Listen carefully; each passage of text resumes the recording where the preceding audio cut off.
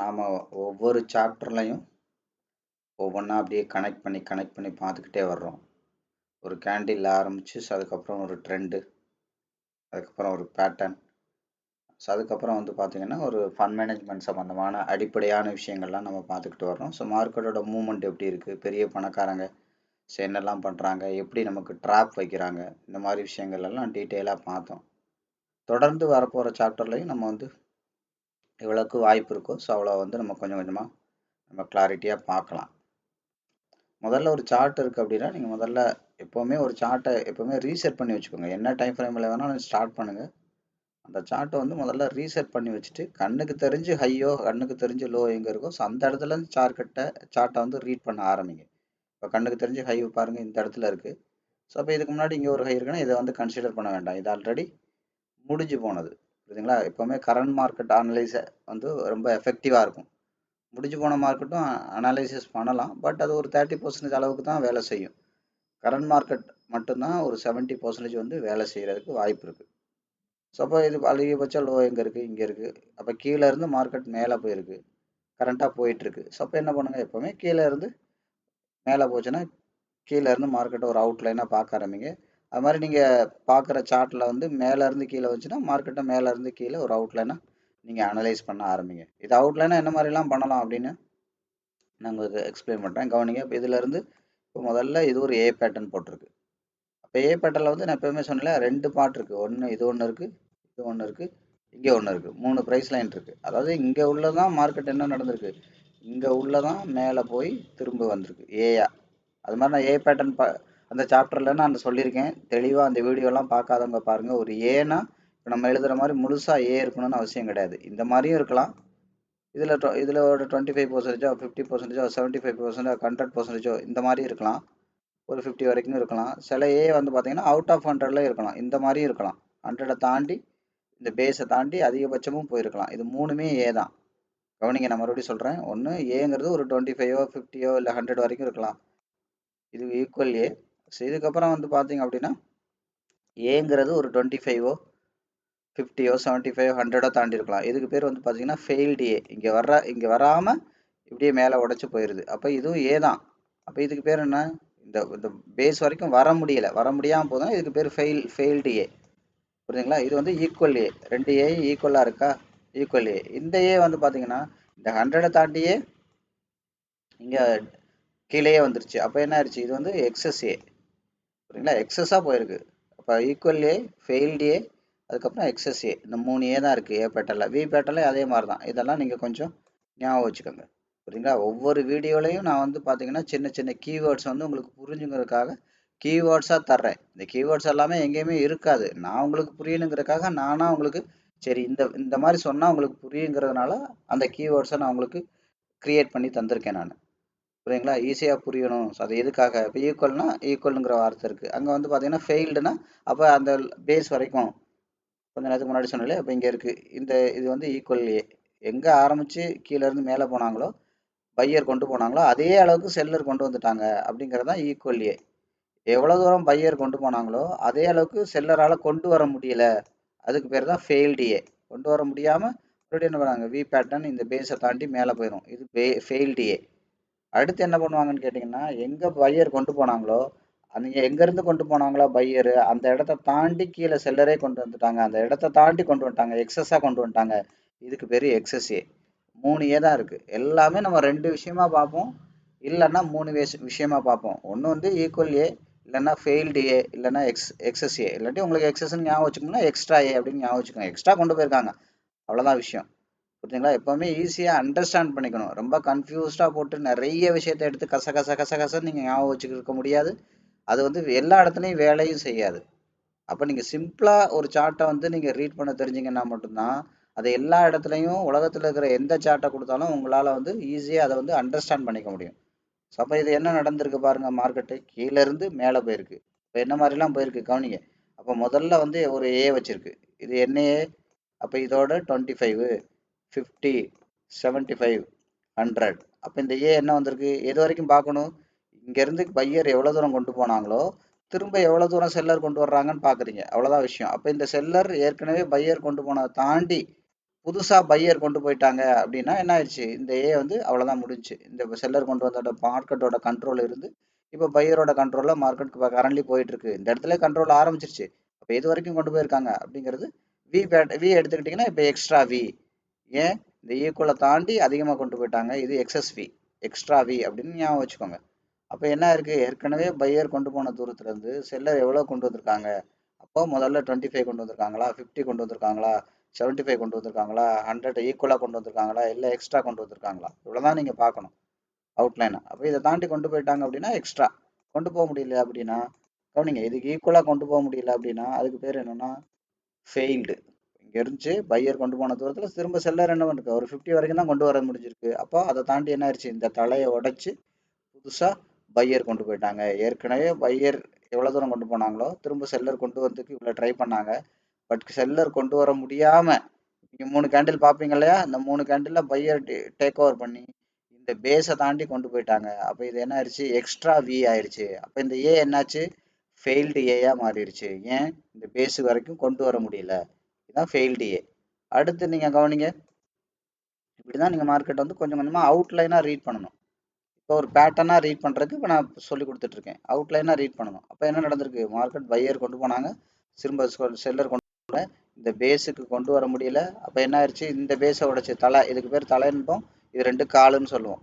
ஒரு மனுஷன் நிற்கிற மாதிரி இருக்கா. அப்போ இதை உடைச்சு கொண்டு வர முடியல. அப்போ ஆட்டோமேட்டிக்காக இதை உடைச்சதுனால இப்போ என்ன ஆயிடுச்சு, ஃபெயில்டு ஏயா மாறிடுச்சு. அப்போ என்ன பண்ணாங்க, மறுபடியும் பையர் ரெண்டாவது டைம் இங்கேருந்து ஃபர்ஸ்ட் கொண்டு போன பையர் மறுபடியும் இங்கே வரைக்கும் செல்லர் கொண்டு வந்து அவங்கள்ட்ட இருந்து பறிச்சு கண்ட்ரோலை எடுத்துக்கிட்டு இங்கே கொண்டு போகிறாங்க. கரெக்டா, சரி. அடுத்து என்ன நடக்குது பாருங்க, இங்க இருந்து பையர் கொண்டு போனாங்க, மறுபடியும் செல்லர் இங்க கொண்டு வந்தாங்க. அப்ப இது என்ன பாருங்க, இது வந்து 25, 50, 75 வரைக்கும் தான் கொண்டு வந்திருக்காங்க. அந்த பேஸுக்கு கொண்டு வர முடியல. அப்ப என்ன ஆயிடுச்சு, இந்த தலையை உடைச்சு மறுபடியும் பையர் 3வது தடவை கொண்டு போயிட்டாங்க. ஃபர்ஸ்ட் தடவை கொண்டு போனாங்க, 2வது தடவை என்ன பண்ணாங்க, ஃபர்ஸ்ட் தடவை கொண்டு போனதை விட 2வது தடவை ஜாஸ்தி கொண்டு போயிட்டாங்க. அடுத்து கவனிங்க, 2வது தடவை கொண்டு போனதை விட 3வது தடவை ஜாஸ்தி கொண்டு போயிட்டாங்க. இப்படிதான் நீங்க மார்க்கெட்டை ரீட் பண்ணணும். ஃபர்ஸ்ட் தடவை கொண்டு போனாங்க, திரும்ப செல்லர் எவ்வளவு கொண்டு போனாங்கிறத நீங்க பார்க்க வேண்டாம், முதல்ல பையருக்கு மட்டும் பாருங்க. ஃபர்ஸ்ட் தடவை கொண்டு போனாங்க, செல்லர் டேக் ஓவர் கண்ட்ரோல்ல வந்துச்சு. மறுபடியும் 2வது தடவை இந்த ஃபர்ஸ்ட் தடவை கொண்டு போனதை விட ஜாஸ்தியா கொண்டு போயிருக்காங்க. கரெக்டா, ரைட்டு. அடுத்து செல்லர் கண்ட்ரோல்ல கொண்டு வந்தாங்க. அடுத்து 3வது தடவை பையர் கொண்டுவாங்க, 2வது தடவை கொண்டு போனதை விட 3வது தடவை அதை விட ஜாஸ்தியா கொண்டு போயிட்டாங்க. புரியுதுங்களா? அதே மாதிரி செல்லர் கவனிங்க, அவங்களோட அந்த டெப்த்தை பார்த்தீங்கன்னா தெரியும். முதல் தடவை கொண்டு வந்தாங்க, ஸோ அதோட ஹை அண்ட் லோ இது இருக்கு. தடவை செல்லர் இந்த எவ்வளவு தூரம் கொண்டு வந்தாங்களோ அதை தாண்டி பையர் கொண்டு போயிட்டாங்க. இப்போ என்ன பண்ணணும், செல்லர் அவங்க கண்ட்ரோல் எடுக்கிறதா இருந்தா, ஏற்கனவே செல்லர் எங்க இருந்து ஆரம்பிச்சாங்களோ அதை தாண்டியே பையர் கொண்டு போயிட்டாங்க. இப்போ என்ன பண்ணணும், செல்லர் அப்போ ஆரம்பிச்ச இடம் இங்க இருக்கு, ஏற்கனவே கொண்டு வந்த இடம் இருக்கு. அப்போ எங்க பண்ணுது, இதை விட தாண்டி செல்லரால கொண்டு போக முடியல. பையர் கொண்டு போனாங்க, செல்லர் கொண்டு போக முடியல. ஆனா செல்லுல இன்னொரு விஷயம் நடந்திருக்கு, அது என்னன்றதை கவனிக்கணும். கவனிங்க, ஒரு விஷயத்தையும் நான் மறுபடியும் சொல்றேன். ஒவ்வொரு இடத்துல திரும்ப திரும்ப சொல்றதுக்கு காரணம் அதுதான். ஏற்கனவே பையர் கொண்டு போனாங்க, எவ்வளவு தூரம் கொண்டு போனாங்க, இவ்வளவு தூரம் கொண்டு போனாங்க. அதுக்கு நேரா ஒரு லைன் போட்டுக்கோங்க. அப்ப 2வது தடவை செல்லர் கண்ட்ரோல் எடுத்தாங்க, 2வது தடவை பையர் கொண்டு போன போது கவனிங்க, இதை ஏற்கனவே கொண்டு போன தூரத்தை தாண்டி, இந்த தூரத்தை தாண்டி அதிகமா கொண்டு போயிருக்காங்க. கரெக்டா, இப்போ ஒரு லைன் போடுங்க, இங்க ஸ்டாப் பண்ணிக்கோங்க. பையர் இது வரைக்கும் கொண்டு போயிருக்காங்க. அடுத்த மார்க்கெட் என்ன நடந்திருக்கு, செல்லரோட கண்ட்ரோல் வந்திருக்கு. மறுபடியும் இங்க இருந்து செல்லர் மறுபடியும் டேக் ஓவர் பண்ணியிருக்காங்க. மறுபடியும் என்ன நடந்திருக்கு, 3வது தடவை செல்லர் எங்க கொண்டு போனாங்களோ அதுல இருந்து அதிக டைம் அதிக தூரம் கொண்டு போயிட்டாங்க.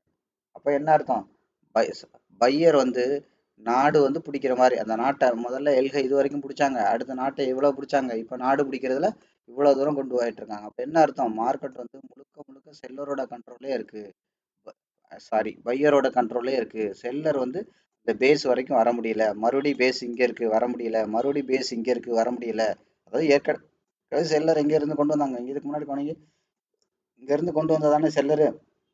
அப்ப இந்த பேஸுக்கு மறுபடியும் ட்ரை பண்ணி இந்த பேஸுக்கு வர முடியல, மறுபடியும் பையர் இதை தாண்டி கொண்டு போயிட்டாங்க. இப்ப செல்லர் ட்ரை பண்ணி மறுபடியும் என்ன பண்ண முடியல, இந்த பேஸுக்கு வரவே முடியல. மறுபடியும் என்ன பண்றாங்க, பையர் இங்கே கொண்டு போயிட்டாங்க, இப்ப செல்லர் இந்த பேஸுக்கு வரணும். அப்ப என்ன நடக்குது பாத்தீங்களா, செல்லரோட கண்ட்ரோல் வந்து வீக்கா இருந்துட்டே இருக்கு, பையரோட கண்ட்ரோல் வந்து ஸ்ட்ராங்கா இருந்துகிட்டே இருக்கு. இப்படிதான் நீங்க வந்து ஒரு பேட்டர்னா ரீட் பண்ணணும். கேண்டிலா ரீட் பண்றதுக்கு எதுக்கு, மார்க்கெட் வந்து அடுத்த ஒரு 1 or 2 கேண்டில்ஸ் வந்து எப்படி இருக்கும், நான் அடிக்கடி சொல்லியிருக்கேன். எப்பவுமே ஒரு கேண்டில்ங்கிறது கேண்டில் அனாலிசிஸ் பண்ணீங்கன்னா ஒரு 5 நிமிஷம் கேண்டில்னா ஒரு 3 டைமு. அப்போ அடுத்த ஒரு 15 நிமிஷம் எப்படி இருக்கும் அப்படின்னு பார்க்கறதுக்கு. 1 ஹவர் கேண்டில் அனாலிசிஸ் பண்ணீங்கன்னா அடுத்த ஒரு 3 மணி நேரம் எப்படி இருக்குன்னு பார்க்கறதுக்கு. 4 ஹவர்னா 12 மணி நேரம். இப்படி தான் நான் சொல்லியிருக்கேன். பட் இதையே நான் என்ன சொன்னேன், ஒரு பேட்டர்ன் அனாலிசிஸ் பண்ணீங்க அப்படின்னா அடுத்த ஒரு 1 ஆர் 2 ஹவர்ஸுக்கு மார்க்கெட் எப்படி இருக்கும், 1 அல்லது 2 மணி நேரத்துக்கு மார்க்கெட் எப்படி இருக்கும் அப்படிங்கிறத நான் சொல்லியிருக்கேன். எங்கே அனலைஸ் பண்ணால் 5 மினிட்ல அனலைஸ் பண்ணால் ஒரு 1 ஆர் 2 ஹவர்ஸ்க்கு எப்படி இருக்கும் அப்படின்னு நான் சொல்லியிருக்கேன்.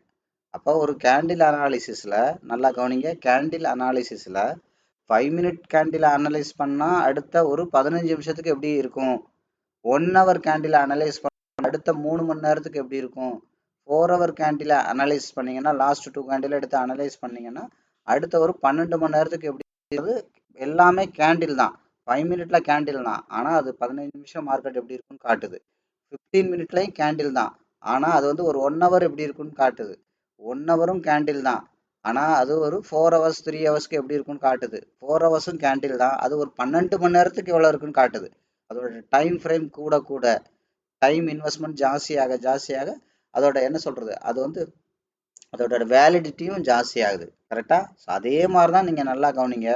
ஒரு 5 மினிட்டோட பேட்டர்ன் எடுத்தீங்கன்னா கவனிங்க, 5 மினிட்டோட பேட்டர்ன் எடுத்தீங்கன்னா அது எவ்வளோ நேரத்துக்கு மார்க்கெட் எப்படி இருக்குன்னு காட்டும், ஒரு 1 ஆர் 2 ஹவர்ஸுக்கு எப்படி இருக்குன்னு காட்டும் பேட்டர்ன். அப்போ அதே மாதிரி 15 மினிட்டுக்கு எடுத்தீங்கன்னா அது என்ன நடக்கும், ஒரு 6 மணி நேரத்துக்கு மார்க்கெட் எப்படி இருக்குன்னு காட்டும். புரியுதுங்களா? ஸோ அதே ஒரு 1 ஹவரில் பேட்டர்ன் எடுத்தீங்கன்னா அது எவ்வளோ நேரத்துக்கு காட்டும், கிட்டத்தட்ட ஒரு நாளைக்கு எப்படி இருக்கும், கிட்டத்தட்ட 18 டு எல்லாமே அப்படியே மல்டிபிள் பண்ணிக்கோங்க, அவ்வளோதான், எப்படி இருக்குன்றதை காட்டும். இப்படி தான் பேட்டர்னும் நீங்கள் டைம் ஃப்ரேம் ஜாஸ்தியாக ஜாஸ்தியாக டைம் அதிகமாக போட போட அதோட வேலிடிட்டியும் ஜாஸ்தி ஆகும். அப்போ உங்களுக்கு கொஞ்சமாக வேலிடிட்டி மார்க்கெட்டோட மூவ்மெண்ட் எப்படி இருக்குன்னு தெரிஞ்சா அதுக்கு தகுந்த ஃப்ரேமில் மூவ் பண்ணணும். அதிகமான வேலிடிட்டி டைமில் நான் ஒரு ட்ரேடை அனலைஸ் பண்ணேன்னா எனக்கு வேலிடிட்டி டைம் வந்து ஒரு 5 மணி நேரத்துக்கு இருக்கணும், வேலிடிட்டி டைம் வந்து ஒரு நாளைக்கு இருக்கணும். அப்படின்னா நீங்கள் அதுக்கு தகுந்த மாதிரி ஃப்ரேமில் போயிட்டு நீங்கள் மார்க்கெட் வந்து அப்ரோச் பண்ண தெரியணும், கனெக்ட் பண்ண தெரியணும். அதனால தான் நான் உங்களுக்கு சொல்கிறது, கனெக்ட் பண்ண தெரியாமல் நீங்கள் இதை வந்து வெறுமனே பார்த்துட்டு ட்ரேட் பண்ணாதீங்க. உங்களால் கனெக்ட் பண்ண தெரியாது அப்படின்னு அர்த்தம். அப்போ நீங்கள் ஒரு ஆப்ஷன் பண்ணுறீங்கன்னா அந்த ஆப்ஷனில் ஸ்ட்ரைக் ப்ரைஸ் பண்ணுறீங்கன்னா அந்த ஸ்ட்ரைக் ப்ரைஸ் எவ்வளோ நேரமாவது இருந்து எவ்வளோ பாயிண்டாவது மூவ் பண்ணால் உங்களுக்கு வந்து பார்த்தீங்கன்னா அது ப்ராஃபிட் வரும் அப்படிங்கிறது ஓரளவுக்கு தெரியுதுன்னா அதுக்கு தகுந்த வேலிடிட்டி உள்ள டைம் ஃப்ரேமில் வந்து அதை அனலைஸ் பண்ணி ட்ரேட் எடுக்க ஆரம்பிக்கணும். சும்மா போயிட்டு 5 நிமிஷத்தில் ஒரு பேட்டர்ன் அனலைஸ் பண்ணி அது 1 மணி நேரம் 2 மணி நேரம் தான் இருக்கும். பேட்டர்ன் அனலைஸ் பண்ணீங்கன்னா கேண்டில் அனலைஸ் பண்ணீங்கன்னா எவ்வளோ நேரம் இருக்கும், அது ஒரு 10 நிமிஷம் 15 நிமிஷம் தான் அதோட வேலிடிட்டி. அதுக்கப்புறம் அதோட வேலிடிட்டி எக்ஸ்பைரி ஆகிடும்.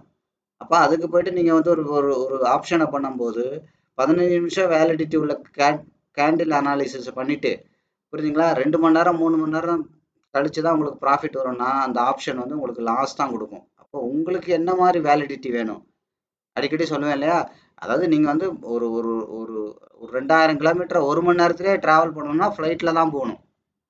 அதே 2000 கிலோமீட்டர் ஒரு 2 நாளாக ஆனால் பரவாயில்ல அப்படின்னா ட்ரெயினில் போகலாம். அதே ஒரு 2000 கிலோமீட்டர் ஒரு மாதம் ஆனால் கூட பரவாயில்ல அப்படின்னா நடந்தே போகலாம். அப்போ நீங்கள் எவ்வளவு அவசரமாக போகணும் அப்படிங்கிறத பொறுத்து அதோட மோடு நம்ம சூஸ் பண்ணுறோம் இல்லையா, அதே மாதிரி தான் ட்ரேடில் ரொம்ப கவனமாக இருக்கணும் ஆப்ஷன் பண்ணுறவங்களாம். அப்போ எவ்வளவு குயிக்காக வருதோ ஆப்ஷன் பையருக்கு அவ்வளோ சீக்கிரம் டைம் லீக்கே குறையும், டைம் குறையும். அதானே அர்த்தம். இப்போ உதாரணத்துக்கு 2000 கிலோமீட்டரு ஆனால் ஃப்ளைட்டில் போனால் ஒரு நாள் தான், நடந்து போனால் ஒரு மாதம். அப்போ எனக்கு டைம் எதில் குறையுது, ஃப்ளைட்டில் குறையுது. அதே மாதிரி ஆப்ஷன் பையராக இருந்தால் நீங்கள் அதிகபட்சம் எதை ஃபோக்கஸ் பண்ணணும், டைமை தான் ஃபோக்கஸ் பண்ணணும். அதாவது என்ன அர்த்தம், டைம் வந்து எனக்கு குயிக்காக ப்ராஃபிட்டை போய் ரீச் பண்ணணும், அப்போ தான் ஓவரால் ப்ராஃபிட் உங்களுக்கு கிடைக்கும். அதே ப்ராஃபிட்டை போய் லேட்டாக ரீச் பண்ணால் என்ன ஆகும், ப்ராஃபிட்டை மீறி லாஸ் தான் வந்திருக்கும். ஏன்னா டைமுக்குன்னு நீங்கள் கொடுத்த அமௌண்ட் வந்து ரொம்ப ஜாஸ்தியாக இருக்குது. அப்போ என்ன இருக்குது, உங்கள் லாபத்தை மீறி நஷ்டம் தான் உங்களுக்கு வரும். இந்த அடிப்படை கூட தெரியாதனால தான் நிறைய ஆப்ஷன் பையர் வந்து லாஸ் பண்ணுறீங்க. அப்போ இந்த பேட்டர்ன் கேண்டில் இதெல்லாம் எதுக்கு அப்படின்னு ஒவ்வொரு வீடியோலையும் நான் தனித்தனியாக சொல்லியிருக்கேன். ஒரு கேண்டிலை பற்றி பேசுகிற நிறைய வீடியோக்களில் கேண்டிலை பற்றி டீட்டெயிலாக சொல்லியிருக்கேன். ஒவ்வொரு ஃப்ரேமும் எவ்வளோ டைம் வேலிடிட்டி இருக்குன்னு. அதே மாதிரி தான் இப்போ நம்ம பேட்டர்னை பற்றி டிஸ்கஸ் பண்ணுறோம். பேட்டர்னோட வேலிடிட்டி வந்து கிளியராக தெரிஞ்சுக்கணும். 5 நிமிஷம் பேட்டர்ன் அப்படின்னா அது அதிகபட்சம் 1 மணி நேரத்துக்கு 2 மணி நேரம் தான். 15 மினிட் அப்படி பேட்டர்ன் எடுத்து நீங்கள் அனலைஸ் பண்ணுறீங்க அப்படின்னா அதோட பவுண்ட்ரியெல்லாம் நீங்கள் மார்க் பண்ணுறீங்க அப்படின்னா அது வந்து பார்த்தீங்கன்னா ஒரு 6 மணி நேரம். அதே மாதிரி ஒரு 1 ஹவரோட எடுத்து பண்ணுறீங்கன்னா அது கிட்டத்தட்ட ஒரு நாளைக்கு இருக்கும். ஒரு ட்ரேடருக்கு அதிகபட்சம் 5 மினிட்டு 15 மினிட்டு 1 ஹவர் போதும். அதுக்கு மேலெல்லாம் மார்க்கெட்டோட மூவ்மெண்ட் ஒரே நாளில் இருக்க வாய்ப்பே கிடையாது. ரெண்டாவது வந்து பார்த்தீங்கன்னா ஒரு இந்தியன் மார்க்கெட்டில் பண்ணுறீங்கன்னா அதோட ஃப்ளோட்டிங் டைம் வந்து ஒரு 6 மணி நேரம் தான் மார்க்கெட் வந்து ஆக்டிவாகவே இருக்கும். அதுக்கப்புறம் மார்க்கெட் இருக்காது. 18 மணி நேரம் மார்க்கெட்டே இல்லை. அப்போ நீங்கள் என்ன பண்ணுங்கள், ஒரு 1 மினிட் 5 மினிட் 15 மினிட் தேவைப்பட்டால் 1 ஹவர் எடுத்துக்கோங்க. இதெல்லாம் நான் ஏற்கனவே டீட்டெயிலாக சொல்லியிருக்கேன். ஸோ அதுக்கு தகுந்த மாதிரி வேலிடிட்டி உள்ள டைம் ஃப்ரேமாக எடுக்கணும். ரெண்டாவது மார்க்கெட் அங்கங்கே இருந்து உடச்சி அடுத்தடுத்து போச்சுன்னா அதை கனெக்ட் பண்ண தெரியணும். அதுக்கப்புறம் பேட்டர்னுக்கு தகுந்த மாதிரி வேலிடிட்டிக்கு தகுந்த மாதிரி பணம் போடணும். சும்மா 5 நிமிஷத்துல என்ன போடணுமோ அங்கே அவ்வளோதான் போடணும். 15 மினிட் அனலைஸ் பண்ணி அங்கே உங்களோட டோட்டல் கேபிட்டலில் ட்ரேடுக்கு நீங்கள் வச்சுருக்க கேபிட்டலில் எவ்வளவு போடணுமோ அவ்வளோதான் போடணும். அதே மாதிரி 1 ஹவரோட பவுண்டரிக்கு மார்க்கெட் வந்துருச்சு அப்படின்னா அங்கே அனலைஸ் பண்ணி என்ன கேபிட்டல் போடணுமோ அதைத்தான் போடணும். அதை தவிர்த்துட்டு நீங்கள் ஜாஸ்தியாக போட்டாலும் உங்களுக்கு என்ன ஆகும், மார்க்கெட்டில் ஹெவி லாஸாக வரும். குறைச்சி போட்டாலும் என்ன ஆகும், ஏற்கனவே இருக்கிற அந்த லாஸை உங்களால் கடைசி வரைக்கும் ரெக்கவரி பண்ண முடியாது. ஜாஸ்தியாக போட்டிங்கன்னா உங்கள் முதலுக்கே மோசமாகும். கரெக்டாக? கம்மியாக போட்டிங்கன்னா ஏற்கனவே 1-2 லாஸ் இருந்துச்சுன்னா அந்த லாஸை கூட நீங்கள் எட்டி பிடிக்க முடியாது. கடைசி வரைக்கும் லாஸ் தான் ஆகும். 2 பக்கமும் லாஸ் தான் இருக்குது. யோசிச்சு பாருங்கள். முதலே மோசமாயிடும் ஜாஸ்தியாக போட்டிங்கன்னா. ரெண்டாவது தடவை கம்மியாக போட்டிங்கன்னா அந்த வேலிடிட்டிக்கு தகுந்த மாதிரி போடாமல் இப்போ நீங்கள் கம்மியாக போட்டிங்கன்னா என்ன ஆகும், ஏற்கனவே இருக்கிற லாஸை மீறி நீங்கள் லாபம் பார்க்க முடியாது. அப்போவும் உங்களுக்கு லாஸ் தான் ஆகும். நான் அதனால தான் அடிக்கடி சொல்லுவேன், ஃபண்ட் மேனேஜுங்கிறது எப்போவுமே வந்து பார்த்தீங்கன்னா ஒரு உப்பு மாதிரி, சமையலுக்கு நம்ம பயன்படுத்துகிற உப்பு மாதிரி. அப்போ அந்த சமையலில் வந்து ஜாஸ்தியாக போட்டிங்கனாலும் அதை தூக்கி குப்பையில் தான் கொட்டணும். கம்மியாக போட்டாலும் ஓரளவுக்கு அது அது என்ன ஆகும், சாப்பிட முடியாது. என்ன, அதோட டேஸ்ட் ஃபுல்ஃபில் ஆகாது. அப்போ என்ன ஆகும், லாஸ் ஆகும். லாஸை கம்மியாக போட்டிங்கன்னா உங்களுக்கு என்ன நடக்கும், ஆட்டோமேட்டிக்காக லாபம் வரும். ஓகே, ரைட்டு தான். லாபமே வந்துகிட்டு இருந்ததுன்னா பிரச்சனை இல்லை. பட் ட்ரேட் அப்படி இருக்காது, நஷ்டமும் வரும் இல்லையா இடையில. அப்போ நீங்கள் எந்த பவுண்டரியை வச்சு யூஸ் பண்ணுறீங்களோ ஒவ்வொரு பவுண்டரிக்கு தகுந்த மாதிரி நஷ்டம் வரும். நான் ஏற்கனவே சொல்லியிருக்கேன், ஒரு ஷார்ட் டேர்ம் பவுண்டரியிலே மார்க்கெட்டை நீங்கள் அப்ரோச் பண்ணிங்கன்னா 10க்கு 7 ட்ரேடு நஷ்டம் வரும். மிட் டேர்ம் பவுண்டரியில் மார்க்கெட் அப்ரோச் பண்ணிங்கன்னா 5 ட்ரேட் அளவில் தான் நேரடியாக ப்ராஃபிட் போகும். 5 லாஸ் வந்துட்டு தான் மெக்கானிசம் பண்ணி தான் நீங்கள் ப்ராஃபிட் கொண்டு போகணும். ஒரு லாங் டேர்மில் அப்ரோச் பண்ணிங்கன்னா 10க்கு 3 ட்ரேடு லாஸ் ஆகும். மிச்சம் 7 ட்ரேட் நேரடியாக போகிறதுக்கு வாய்ப்பு இருக்குது. அப்போ அந்த 3 ட்ரேடை மெக்கானிசம் தான் பண்ணணும். இதெல்லாம் நான் சொல்லியிருக்கேன். அப்போ அந்த பவுண்டரிக்கு தகுந்த மாதிரி நீங்கள் ஃபண்டை யூஸ் பண்ணலை அப்படின்னா, அதிகமாக யூஸ் பண்ணிங்கன்னா டோட்டல் கேபிட்டலே ஸ்கொயர் ஆஃப் ஆகிடும், காலி ஆகிடும். கம்மியாக யூஸ் பண்ணீங்க அப்படின்னா உங்களுக்கு வந்து பார்த்தீங்கன்னா ப்ராஃபிட் வந்துச்சுன்னா பிரச்சனை இல்லை. ஆனால் என்ன, ஏற்கனவே 1-2 லாஸ் இருந்துச்சுன்னா நீங்கள் வேலிடிட்டிக்கு தகுந்த மாதிரி ஃபண்ட் மேனேஜ்மெண்ட் பண்ணலை, அதாவது என்ன ஃப்ரேமு என்ன பவுண்ட்ரி அதுக்கு தகுந்த மாதிரி நீங்கள் ஃபண்ட் மேனேஜ்மெண்ட் பண்ணலைன்னா உங்களுக்கு என்ன ஆகும், ஏற்கனவே இருக்கிற லாஸை நீங்கள் எட்டி பிடிக்க முடியாது. கடைசி வரைக்கும் லாஸ் பிகம் லாஸ். ஏற்கனவே உங்கள் லாஸ் வந்து க்ரோ ஆகிட்டே இருக்கும். பாசிட்டிவாக க்ரோ ஆகும். 1000 ரூபா லாஸுங்கிறது 2000 ரூபா மாறும். 2000 ரூபா மாறுறது 1000 ரூபா மாறும். 1000 ரூபாங்கிறது 2000ங்கிறது 3000 ரூபா மாறும். இப்படி தான் உங்களோட ட்ரேடிங் ஸ்டைல் வந்து இருக்கும். இப்படி தான் இருந்திருக்கும். நீங்கள் வேணால் எடுத்து பாருங்கள். புரியுதுங்களா? ஸோ அதனால தான் பவுண்ட்ரி ரொம்ப ரொம்ப முக்கியம். மார்க்கெட்டை வந்து ஒன்றோட ஒன்று கனெக்ட் பண்ணணும். அது ரொம்ப ரொம்ப முக்கியம். கனெக்ட் பண்ண தெரிலன்னா நீங்கள் தயவுசெய்து ட்ரேட் பண்ணாதீங்க.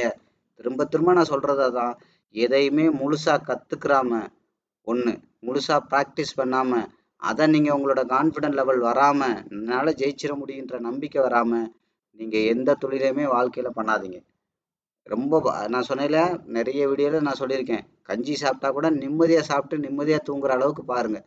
கஞ்சி சாப்பிட்ற ஆள் பீஸா சாப்பிடணும்னு நினச்சி இருக்கிற கஞ்சியும் பறி கொடுத்துட்டு உட்காந்துருக்காதீங்க. ரொம்ப கவனமாக இருங்க.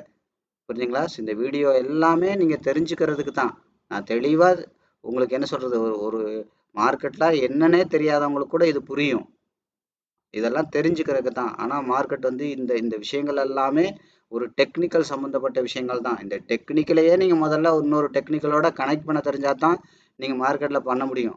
அது மட்டும் மார்க்கெட் கிடையாது. அப்போ நான் இப்போ கொஞ்ச நேரத்துக்கு முன்னாடி சொன்னேன்ல, உப்பு மாதிரி ஃபண்ட் மேனேஜ்மெண்ட். எந்த இடத்துக்கு எவ்வளோ போடணும்னு தெரியணும். அதிகமாக போட்டிங்கன்னா உங்கள் அக்கௌண்ட்டே 0 ஆகிடும். கொஞ்சமாக போட்டிங்கன்னா 1-2 லாஸ் ட்ரேடில் தவிர்க்க முடியாது. கடவுளால் கூட என்ன சொல்லுவாங்க, அடிக்கடி எல்லா மனுஷனையும் திருப்திப்படுத்த முடியாதும்பாங்க. அப்போ யோசிச்சு பாருங்க, மார்க்கெட்டு நம்மளை திருப்திப்படுத்த முடியுமா? நம்ம எடுக்கிற எல்லா ட்ரேடும் ப்ராஃபிட் வருமா? வராது. 10 ட்ரேட் எடுத்தானா பெர்ஃபெக்டாக பண்ணால் கூட 2-3 ட்ரேட் லாஸ் தான் வரும். அப்போ அதை மெக்கானிசம் பண்ணி தான் ப்ராஃபிட் கொண்டு வரணும். அப்போ அந்த மெக்கானிசம் பண்ண ப்ராஃபிட்டுக்கு உங்களுக்கு தெரில அப்படின்னா ஹெவியாக லாஸ் ஆகும். அப்போ உங்களுக்கு ஃபண்ட் மேனேஜ்மெண்ட் வந்து கிளாரிட்டியாக தெரியலன்னா உங்கள் ஃபண்டே ஸ்கொயர் ஆஃப் ஆகிடும், ஃபண்டே காணாமல் போயிடும். அப்போ அதே மாதிரி நீங்கள் வந்து பார்த்தீங்கன்னா ஒன்று ரெண்டு லாஸ் வர்றதை ட்ரேடிங்கில் தவிர்க்கவே முடியாது. அந்த லாஸ் மெக்கானிசம் பண்ணும்போது அந்த இடத்துக்கு எவ்வளோ பணம் போடணும்னு தெரிலனா ஏற்கனவே இருக்கிற லாஸை நீங்கள் ப்ராஃபிட்டாக கன்வெர்ட் பண்ணவே முடியாது, மாற்றவே முடியாது. இப்போ புரியுதா ஃபண்ட் மேனேஜ்மெண்ட் வந்து ஏன் ரொம்ப முக்கியம்னு? 30 மார்க் நம்ம அதுக்கு தான் ஃபண்ட் மேனேஜ்மெண்ட் கொடுத்துருக்கோம். அதனால் இப்போ பேட்டர்னை வந்து மறுபடி கூட நான் எப்படி அனலைஸ் பண்ணேன்னு சொல்கிறேன். முதல்ல பையர் எங்கே இருக்கும் கொண்டு போயிருக்காங்களோ அதை மட்டும் பாருங்கள். செல்லர் கொண்டு வர்றதை நீங்கள் மைண்ட்லேயே எடுத்துக்க வேண்டாம். இது வரைக்கும் கொண்டு போயிருக்காங்க. அடுத்து ரெண்டாவது பையர் எங்கேருந்து கொண்டு போயிருக்காங்க, இந்த கொண்டு போன இடத்துல மறுபடியும் செல்லர் ஏதோ ஒரு பவுண்டரியெல்லாம் கொண்டு வந்திருப்பாங்க. இப்போ ரெண்டாவது இடம் என்ன பண்ணியிருக்காங்க, இங்கேருந்து இவ்வளோ தூரம் கொண்டு போயிருக்காங்க. இப்போ நீங்கள் என்ன விஷயம் பார்க்கணும், ஏற்கனவே பையர் கொண்டு போனதை விட ஜாஸ்தி கொண்டு போயிருக்காங்களா இல்லை கம்மி கொண்டு போயிருக்காங்களா? இதுக்கு பேர் என்னன்னா outside pattern. Outside candle மாதிரி, inside candle, outside candle அப்படின்னு நம்ம பார்த்துருக்கோம். அதாவது என்ன அர்த்தம், சிம்பிளாக சொன்னால் இந்த ஹை எடுத்துக்கோங்க, இந்த லோ எடுத்துக்கோங்க. இந்த லோவை தாண்டி மேலே, லோவை தாண்டி கொண்டு போயிருக்காங்களா, ஹையை தாண்டி கொண்டு போயிருக்காங்களா, இல்லை லோவை தாண்டி கீழே கொண்டு போயிருக்காங்களா, இல்லை இந்த ஹையையும் லோவையும் தாண்ட முடியாமல் இருக்கா, மேலே தாண்டி இருக்கா, கீழே தாண்டி இருக்கா, மேலே கீழையும் தாண்ட முடியலையா? இந்த 3 விஷயம் தான் நீங்கள் பார்க்கணும். கரெக்டாக? அப்போ ஏற்கனவே பையர் இங்கேருந்து இவ்வளோ தூரம் கொண்டு போயிருக்காங்க. அடுத்த தடவை என்ன பண்ணியிருக்காங்க, மறுபடியும் ரெண்டாவது டைம் பையர் கொண்டு போன போது இந்த ஹையை தாண்டி கொண்டு போயிட்டாங்க. இதுக்கு பேர் வந்து பார்த்தீங்கன்னா அவுட் சைட் பேட்டர்ன். எப்படி நீங்கள் அவுட் சைட் கேண்டில் பார்த்துருப்பீங்க, இன்சைட் கேண்டில் பார்த்துருப்பீங்க, புரியுங்களா? இன்சைட் அவுட் சைட், புரியுங்களா? அவுட் சைட் பேட்டர்ன் புரியுதா? இப்போ எப்படி அவுட் சைட் கேண்டில் வந்துச்சோ அப்போ அவுட் சைட் பேட்டர்ன் எப்படி வந்துச்சா? புரிஞ்சதா? அடுத்து கவனிங்க, ரெண்டாவது டைம் இங்கே வரைக்கும் கொண்டு போயிருக்காங்க.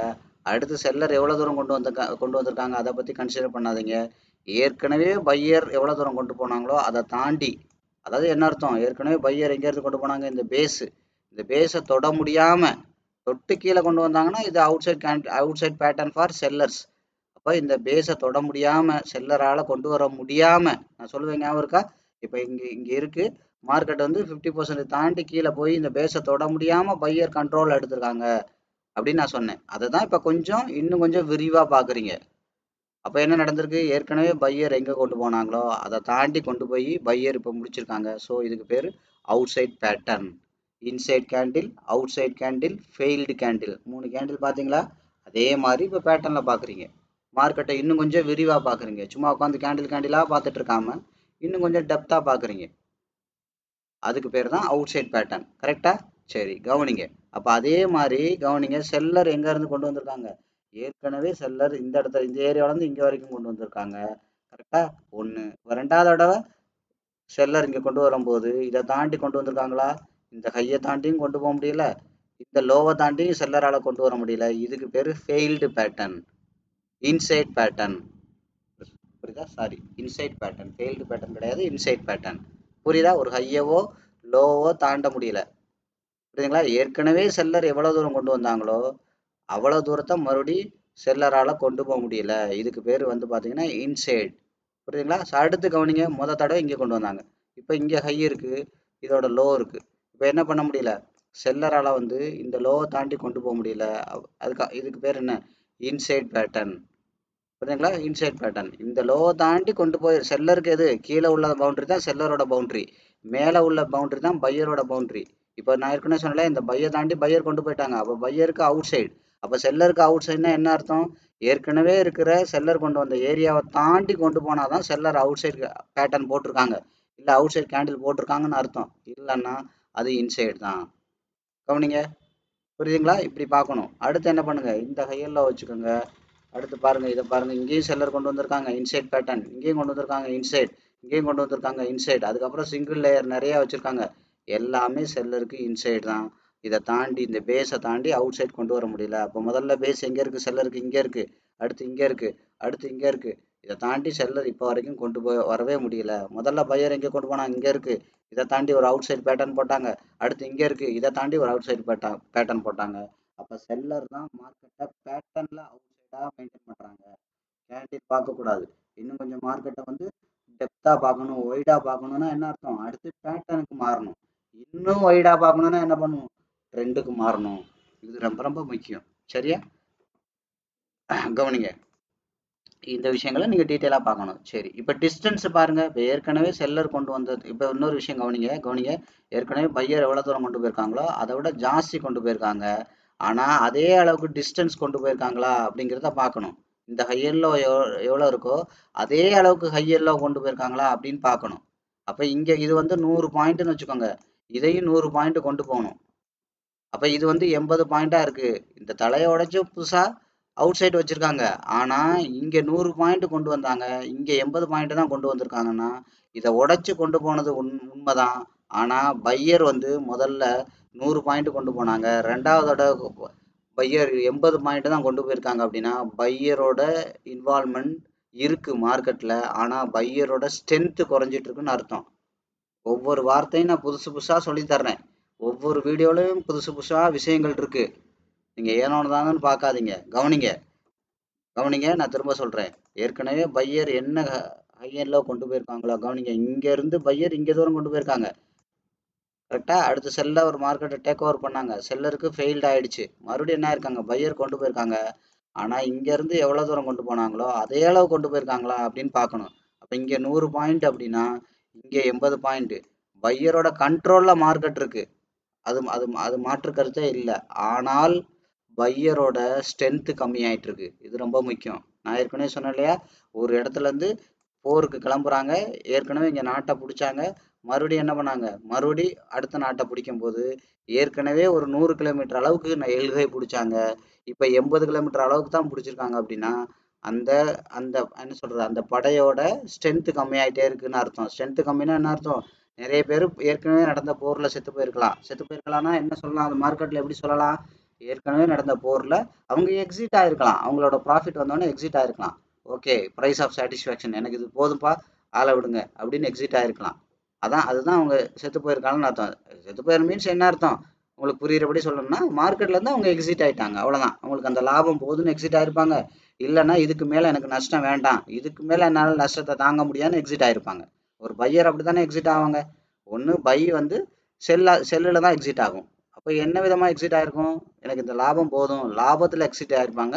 இல்ல நஷ்டத்துல எக்ஸிட் ஆயிருப்பாங்க. லாபத்துல எக்ஸிட் ஆகும்போது என்ன நடந்திருக்கும், பிரைஸ் ஆஃப் சாட்டிஸ்ஃபேக்ஷன், திருப்தியோட இது போதும்பா அப்படின்னு எக்ஸிட் ஆயிருப்பாங்க. இல்லைன்னா எங்க எக்ஸிட் ஆகுங்க, கண்ட்ரோல் ஆஃப் ஃபியர் அப்படில எக்ஸிட் ஆயிருப்பாங்க. அதாவது இதுக்கு மேல இந்த வர்ற பயத்தை என்னால தாங்க முடியாது, இதுக்கு மேல மார்க்கெட் கீழே போச்சுன்னா என்னால தாங்க முடியாது அப்படின்னு சொல்லி நஷ்டம் போதும்னு எக்ஸிட் ஆயிருப்பாங்க. இது ரெண்டுல தான் நடந்திருக்கும். அப்ப என்ன இருக்கு, அப்ப பையர் வந்து அவங்க கண்ட்ரோல்ல மார்க்கெட் இருக்கிறது உண்மைதான். ஆனா என்ன நடக்குது, இது வந்து கவனிங்க, அவங்களோட ஸ்ட்ரென்த் கம்மியாயிட்டு இருக்கு அப்படிங்கறதெல்லாம் பார்க்கணும். அப்ப ஸ்ட்ரென்த் கம்மி ஆயிடுச்சுன்னா என்ன நடக்கிறதுக்கு வாய்ப்பு இருக்கு, பையர் அடுத்த தடவை, கவனிங்க, இது வரைக்கும் கொண்டு போனாங்களே பையர், அப்ப கீழே செல்லர் ஏற்கனவே எவ்வளவு தூரம் கொண்டு வந்தாங்களோ, அப்ப செல்லரோட பாருங்க, இங்க கவனிங்க, செல்லரோட ஸ்ட்ரென்த் ஒரு 40 பாயிண்ட் இருக்குன்னா இப்ப செல்லரோட ஸ்ட்ரென்த் இதை விட ஜாஸ்தி ஆனி மறுபடியும் வந்து பயங்காட்டி பையர் வாங்கினா மட்டும்தான் திரும்ப என்ன பண்ண முடியும், இந்த 100 இல்லை இந்த 80, இந்த 180 அளவுக்கு பையர் கொண்டு போக முடியும். கவனிச்சிங்களா, இப்படிதான் இருக்கும். அப்ப என்ன கவனிங்க, அப்ப அவ்வளவு தூரம் குவாண்டிட்டி பெட்ரோல் போடுறதுக்கு வருவாங்கன்னு சொன்னேன். இப்ப அடுத்து இதை விட ஜாஸ்தியா, ஏற்கனவே பையர் இது 100 பிடிச்சாங்க, ரெண்டாவதோட பையர் 80 தான் பிடிச்சிருக்காங்க, அவங்களோட ஸ்ட்ரென்த் கம்மியா இருக்கு. அப்படின்னா என்ன நடக்கணும், மார்க்கெட் வந்து பையர் வந்து நாட்டுக்கு திருப்பி ரெஸ்டிங் எடுத்துட்டு, நிறைய ரெஸ்ட் எடுத்துட்டு மறுபடியும் அக்ரெசிவா படையெல்லாம் திரட்டிக்கிட்டு போனா மட்டும்தான் முடியும். அப்ப படையை எங்க திரட்ட முடியும், திரும்ப வந்து ரெஸ்டிங் பாயிண்ட். என்ன ரெஸ்டிங் பாயிண்ட்னா என்ன, அவங்க கிட்டத்தட்ட ஆரம்பிச்ச இடங்கள் எங்க இருக்கோ அங்கேயே மார்க்கெட் வர்ற வரைக்கும் பார்த்துக்கலாம் அப்படின்னு விட்டுட்டு மறுபடியும் என்ன பண்ணுவாங்க, அங்கேருந்து அக்ரெசிவாக கிளம்புவாங்க. அப்போ அக்ரெசிவாக கிளம்பும்போது இந்த ஓவரால் பையர் எவ்வளோ போயிருக்காங்களோ இதே அளவுக்கு இதுல இருந்து 1 to 2 மடங்கு மேலே போவாங்கன்னு நான் சொல்லியிருக்கேன். புரியுதுங்களா? அதே மாதிரி தான் செல்லர், இப்போ ஏற்கனவே எவ்வளோ வந்தாங்களோ, இப்போ என்ன இருக்கு, மார்க்கெட் வந்து பையரோட கண்ட்ரோலில் இருந்தாலும் இப்போ செல்லர் வந்து பையர் வந்து அவங்களோட கண்ட்ரோலில் இருக்கு. ஆனால் அந்த என்ன சொன்னேன், அவங்களோட ஸ்ட்ரென்த்து குறைஞ்சிட்டே இருக்கு. அப்படிங்கிறதுனால என்ன ஆகும், அவங்களோட கயிறு இழுக்கிற போட்டியில வச்சுக்கோங்க, ஒருத்தன் 2 பேர் இழுப்பாங்க, 2 டீம் இழுப்பாங்க. ஒரு டீமோட ஸ்ட்ரென்த் குறைஞ்சா தானே ஆப்போனன்ட் டீமோட ஸ்ட்ரென்த் இழுக்க முடியும், இழுப்பாங்க. அதே மாதிரி தான் பையரோட ஸ்ட்ரென்த் ஃபர்ஸ்ட் 100 பாயிண்ட் இருந்துச்சு, ரெண்டாவது 80 பாயிண்ட் தான் இருக்கு. அப்ப என்ன நடக்கிறதுக்கு வாய்ப்பு இருக்கு, இந்த ஏற்கனவே பையர் எங்க இழுத்தாங்களோ அதை தாண்டி உடைச்சு கேண்டிலா பார்க்கும்போது என்ன பண்ணுவோம், ஏற்கனவே கேண்டில் பச்சை கலர் கேண்டில் எங்க இருக்கோ அதை தாண்டி ரெட் கலர் கேண்டில் க்ளோஸ் வச்சுச்சுன்னா மார்க்கெட் வந்து செல்லரோட கான்ஃபிடென்ட் அதிகமாகும்னு சொன்னோம்.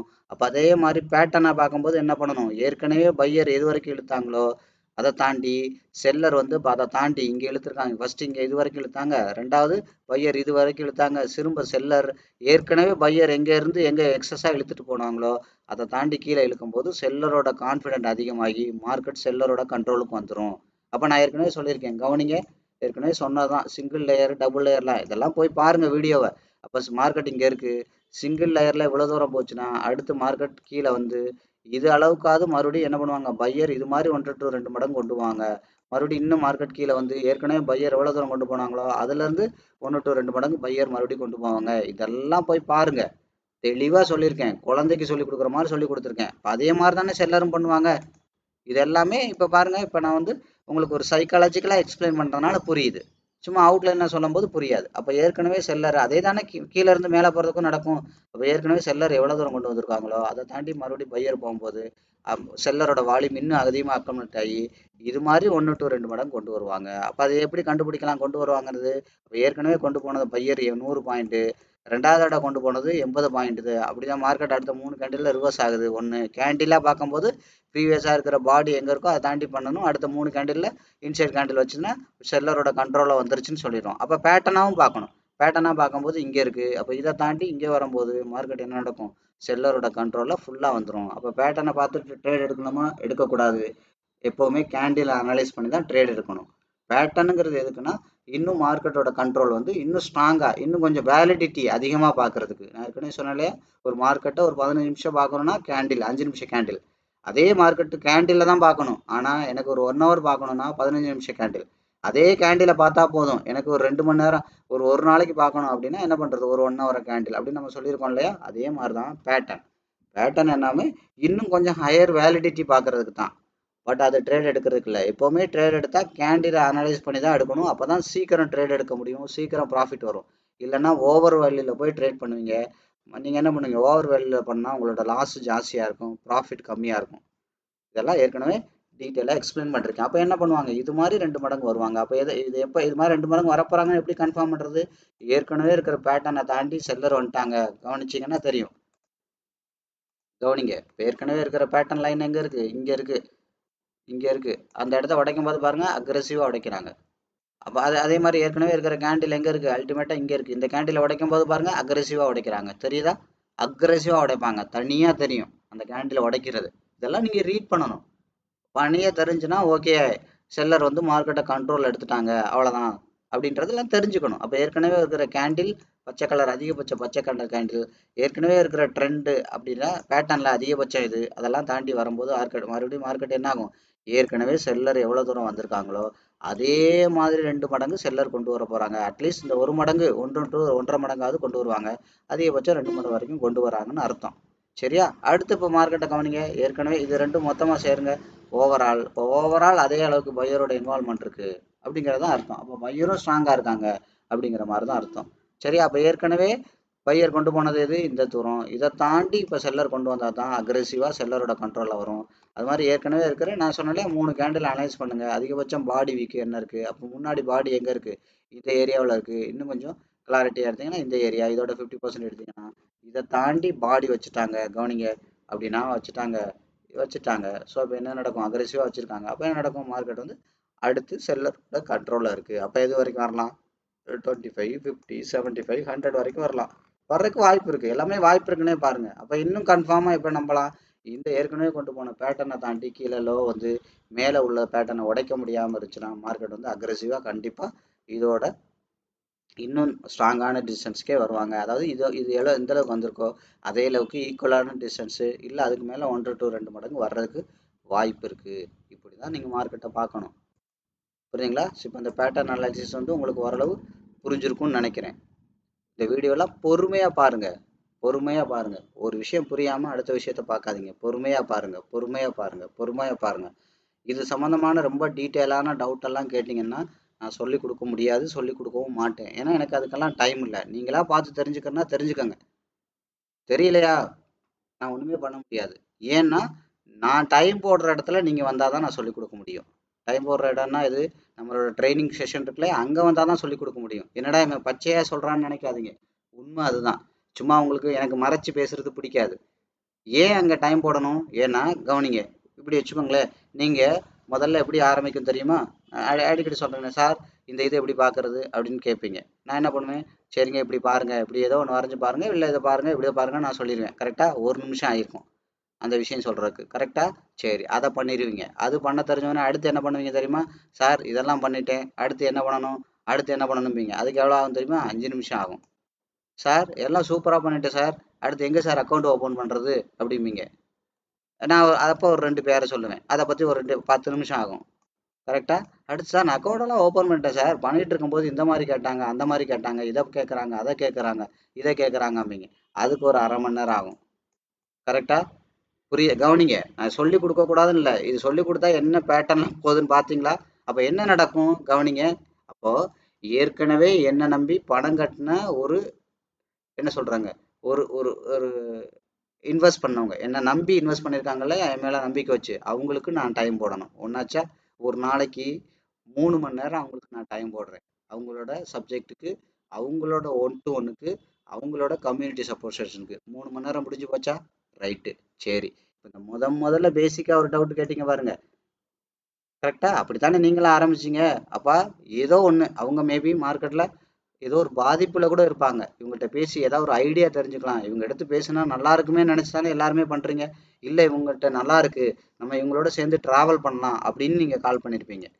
ஏதோ அது மாதிரி சிலர் வந்து பாத்தீங்கன்னா அவங்களோட அக்கௌண்ட் வந்து பயங்கர மோசமா இருக்கும். சரி இவங்கள்ட்ட ஒரு ஒரு ஒரு 5 நிமிஷம் 10 நிமிஷம் இவங்க பேசினா நல்லா இருக்குமே, அதுல இருந்து நம்ம வெளியில வரலாமே அப்படின்னு நிறைய பேர் கால் பண்ணிருப்பீங்க. யாரு என்ன விதமான எமர்ஜென்சி சுச்சுவேஷன்ல நீங்க பண்றீங்கன்னு தெரியாது. புரியுதா? அதனால தான் நான் ஒவ்வொருத்தரையும் பர்சனலா பேசுறது. இது வரைக்கும் நான் 300 பேருக்கு மேல பர்சனலா பேசியிருக்கேன். நீங்க நல்லா தெரிஞ்சுக்கங்க, இந்த 300 பேர்லையும் கிளாரிட்டி மெசேஜ் பண்ண எல்லார்ட்டையும் பர்சனலா பேசியிருக்கேன். அந்த 300 பேர்லையும் யாருக்கிட்டையுமே நான் 1/2 மணி நேரத்துக்கு கம்மியா பேசினதில்ல. பேசினவங்களுக்கு தெரியும். அதிகபட்சம் ஒரே நபர்கிட்ட 3 மணி நேரம் வரைக்கும்லாம் பேசியிருக்கேன். புரியுதா? அப்ப என்ன பண்ணுங்க, அப்ப ஆட்டோமேட்டிக்கா ஏற்கனவே என்ன நம்பி இன்வெஸ்ட் பண்ணவங்களுக்கு, கிளாஸுக்கு வந்தவங்களுக்கு 3 மணி நேரம் பேசுறேன். கரெக்டா? டைம் ஒதுக்கிட்டேன் என்னோட நேரத்துல. கரெக்டா? சரி. உங்களுக்கு இந்த வீடியோ போடுறதுக்கு 1 மணி நேரம் டைம் ஒதுக்கிட்டேன். 4 மணி நேரம் ஆச்சா? சரி. அடுத்து என்ன பண்ணுவேன்? மீதம் இருக்கிற நேரத்தை கவனிங்க. இந்த மாதிரி நமக்கு ஏதோ ஒரு கஷ்டத்துல ஏதோ ஒரு அவங்கள்ட்ட இருந்து ஒரு ஆறுதலா ஒண்ணு கிடைக்காதா? அவங்கள்ட்ட ஏதோ ஒரு கன்சல்ட் பண்ணிப்போம். இல்ல ஏதோ ஒண்ணு தெரிஞ்சுப்போம். இல்ல நம்மளோட நிலைமையை கொஞ்சம் ஷேர் பண்ணுவோம். அதுக்கு என்ன வழின்னு கேட்போம். அந்த மாதிரி நபர்கள்கிட்ட நான் ஒரு நாளைக்கு 3 மணி நேரம் டைம் போடுறேன். 3 3 6 7 ஆச்சா? சரியா? அடுத்து நான் என்ன பண்ணணும்? என்னோட என்ன நம்பி இருக்கிற கிட்டத்தட்ட 3000 கிளைண்டோட அக்கௌண்ட்டை மேனேஜ் பண்ணணும். அவங்களுக்கு நான் காப்பி ட்ரேட் பண்ணணும், ஃபண்டட் அக்கௌண்ட் பண்ணணும். கரெக்டா? கவனிங்க, என்னோட நேரம்லாம் எப்படி இருக்குன்னு பாருங்க. காப்பி ட்ரேட் போடணும், ஃபண்டட் அக்கௌண்ட் பண்ணணும். கரெக்டுங்களா? சரி. அடுத்து என்ன பண்றேன்? ஆட்டோமேட்டிக்கா சார் எப்படியாவது எங்களுக்கு கிளாஸ் எடுத்துருங்க, எப்படியாவது எங்களுக்கு கிளாஸ் எடுத்துருங்க. ஆக்சுவலி நான் என்ன மைண்ட் செட்ல வச்சிருந்தேன்னா ஒரு 5ல இருந்து ஒரு 7 பேருக்கு தான் கிளாஸ் எடுக்கணும்னு முடிவு பண்ணியிருந்தேன். புரியுதுங்களா? உண்மைதான். ஏன்னா என்னால அதுக்கு மேல டைம் போட முடியாது. ஒவ்வொருத்தவங்களும் என்ன பண்றாங்கன்னா, எப்படியாவது எடுத்துருங்க சார், எப்படியாவது வந்துருங்க சார், எப்படியாவது என்ன சின்ன புள்ள கத்துற மாதிரி கத்துறாங்க. காசை திருப்பி கொடுத்தா சார் தயவு செய்து நல்லா இருப்பீங்க, நல்லா இருப்பீங்கன்னு எடுத்து இன்னைக்கு பாத்தீங்கன்னா 2 பேட்ச் போயிட்டு இருக்கு. அப்ப இந்த 2 பேட்ச் என்ன ஆகுது? எனக்கு 6 மணி நேரம் ஆகுதா? இந்த 3ங்கிறது 6 ஆகுது. இப்போ 6 + 9 + 6 வர்ற ஒவ்வொருத்தவங்களுக்கும் கால் பேசுறது ஒரு 3. அவங்க கால் பேசுவாங்க, இல்லை அவங்க அக்கௌண்ட்டை பத்தி கேட்பாங்க. ஏதோ ஒன்று கேட்டாங்கன்னா ஒரு மனிதாபிமான அடிப்படையிலாவது பேசணும்ல கண்டிப்பா. புரியுதுங்களா? அவங்களுக்கு என்ன அவசரமோ, அவங்களுக்கு சூழ்நிலை என்னவோ, எதுக்கு நான் இதை பேசுவேன்னா, என்னோட 25 வருஷம் எக்ஸ்பீரியன்ஸ்ல ஒருத்தர் நைட்டு 12 மணிக்கு ஃபோன் பண்ணாரு வேலூர்ல இருந்து. நான் சொன்னேன் அந்த விஷயம் உங்களுக்கு சொல்லியிருப்பேன்னு நினைக்கிறேன். அவர் வந்து பாத்தீங்கன்னா 87 லட்சம் ரூபா அவரோட ரிட்டையர்மெண்ட் பணத்தை தூக்கி ஆப்ஷன்ல போட்டார். அதுல 80 லட்சம் ரூபா லாஸ் ஆயிருச்சு. அப்போ நான் வந்து என்னோட சேனல் ஒன்று வச்சிருந்தேன், மார்க்கெட் 24/7 வேற சேனல் வச்சிருந்தேன், இன்வெஸ்ட்மெண்ட் பேஸ்ட் சேனல். அது அப்போ இப்போ அந்த சேனல் இல்லை. ஏன்னா இப்போ நான் இன்வெஸ்ட்மெண்ட்ல ஃபோக்கஸ் பண்றதில்ல, இந்தியன் மார்க்கெட் ஃபோக்கஸ் பண்றதில்ல. என்னோட இன்வெஸ்ட்மெண்ட் எல்லாமே யூஎஸ் மார்க்கெட்ல தான் இருக்கு. கிளைண்டோடதெல்லாம் யூஎஸ் மார்க்கெட்டை தான் ஃபோக்கஸ் பண்றதுனால அந்த சேனலை நான் க்ளோஸ் பண்ணிட்டேன். க்ளோஸ் பண்ணிட்டு மீன்ஸ் ஏன்னா அதை பார்த்துட்டு ஃபோன் பண்றவங்களுக்கு சத்தியமா என்னால் டைம் போட முடியாது. அப்படியே போட்டாலும் இந்தியன் மார்க்கெட்டோட ஸ்கிரிப்ட்ல நான் அப்டேட்டடா இல்லை. அப்போ நான் எதுவும் அவங்கள ராங்கா கைட் பண்ணவும் முடியாது. அப்போ நான் என்ன பண்ணிட்டேன், அந்த சேனலை நான் க்ளோஸ் பண்ணிட்டேன். கிட்டத்தட்ட 3000 4000 சப்ஸ்கிரைபர் இருக்கான்னு தான் நினைக்கிறேன். அதுக்கு முன்னாடி ஒரு சேனல் வச்சிருந்தேன் ஃபோரெக்ஸுக்கு. அதில் பார்த்தீங்கன்னா 20,000 சப்ஸ்கிரைபர். அப்போ 20,000 சப்ஸ்கிரைபர் இருந்தாங்க. அதெல்லாம் நான் என்ன கம்ப்ளீட்டாக அதெல்லாம் க்ளோஸ் பண்ணிட்டேன். பாருங்க, அதான் நான் சொன்னேன்ல, எனக்கு வேலை யூடியூப்ல வீடியோ போடுறது கிடையாது. எனக்கு தேவைன்னா போடுவேன். எனக்கு ஃப்ரீயா இருந்தா போடுவேன். தேவையில்ல என்னால அத மேனேஜ் பண்ண முடியாதுன்னா, தூக்கி போட்டு என் வேலைய பார்க்க ஆரம்பிச்சுருவேன். ஏன்னா, என்ன நம்பி நான் யாருன்னே தெரியாதப்ப, என்ன நம்பி பணம் குடுத்த கிளையண்ட் தான் எனக்கு முக்கியம். மத்த எல்லாருமே எனக்கு செகண்டரி தான். இன்னைக்கு நான் யாருன்னு எல்லாருக்கும் தெரிஞ்சப்போ என்ன நம்பி வர்றவங்க முக்கியம் இல்ல. அன்னைக்கு நான் யாருன்னே தெரியாம, புரியுதுங்களா? முதல்ல என்ன நம்பி பணம் குடுத்தாங்க இல்லையா? அவங்க தான் முக்கியம். ஒரு 12 பேர் குடுத்தாங்க. அவங்க தான் எனக்கு முக்கியம். அதே மாரி இன்னைக்கும் எனக்கு உலகம் ஃபுல்லா இருக்கிற கிளையண்ட்ல 70% பேர் என்ன பார்த்தது கூட கிடையாது. சும்மா இந்த மாரி ஃபோட்டோல பார்த்திருப்பாங்க. எப்பாவது இந்த ஒன் டூ ஒன்ல பார்த்திருப்பாங்க. அவ்வளோதான். டைரக்ட்டா பார்த்தது கிடையாது. நான் அவங்கள பார்த்தது கூட கிடையாது. அவங்க என்ன கூட பார்த்திருக்க வாய்ப்பு இருக்கு.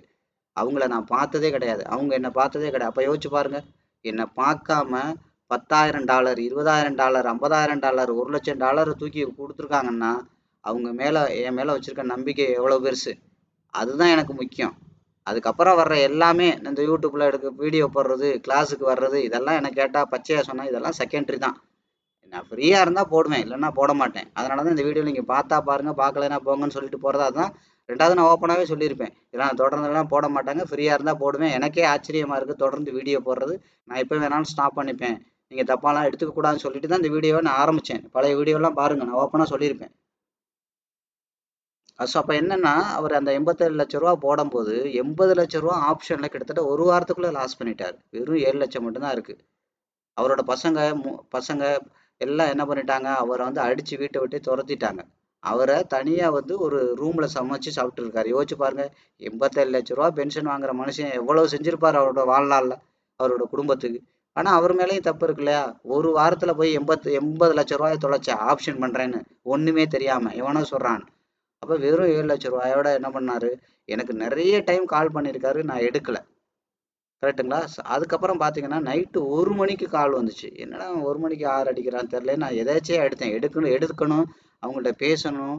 அப்படிலாம் அடிக்கல. என்னங்க போட்டு அப்படின்னு ஓரளவு ஒரு ஒரு சிடுசிடுப்பா தான் என்னங்க? என்ன வேணும்? அப்படின்ற மாரி தான் கேட்டேன். ஒரு ஒரு சத்தியமா சொல்றேன். ரெஸ்பான்சிபிளா கூட பேசல. அப்ப சார் உங்கள்ட்ட ஒரு நிமிஷம் பேசலாமா சார்? பேசலன்னா நான் செத்து போயிருவேன் சார் அப்படின்னாரு. என்னடா இது இவ்வளவு இதுவா இருக்கு. ஆள பார்த்தாலும் வயசான குரல் மாரி இருக்கு. அழுகுற மாரி பேசுறாருன்னு நெனச்சுட்டு கால் பேசினேன். கிட்டத்தட்ட 4 மணி வரைக்கும் பேசிட்டு இருந்தோம் அதிகாலை. அப்ப நான் அவர்ட்ட சொன்னது இதுதான். "ஒண்ணும் பிரச்சனை இல்ல சார். இப்ப நீங்க 100 மூடை நெல்லு வச்சிருந்தீங்க. அதுல 90 மூடைய தொலைச்சுட்டீங்க. 99 மூடைய காலி பண்ணிட்டீங்க. 1 மூடை இருக்கு. பரவால்ல சார். இந்த 1 மூடைய வச்சு நம்ம மறுபடியும் அந்த 100 மூடைய சம்பாரிக்கலாம். ஆனால் டைம் ஆகும் சார். உங்க அவசரத்துக்குலாம் முடியாது. 1 மூடைய விதைச்சீங்கன்னா 2 மூடை ஆகும். 2 4 ஆகும். 4 8 ஆகும். 8 16 ஆகும். 32 64 ஆகும். ஒரு 4, 5 வருஷம் டைம் ஆகும் சார். நீங்க விட்டத புடிக்கிறதுக்கே அவ்வளோ டைம் ஆகும். அதுக்கான உங்களுக்கு மைண்ட் செட் இருக்கா? அதுவரைக்கும் உங்களால சமாளிக்க முடியுமா?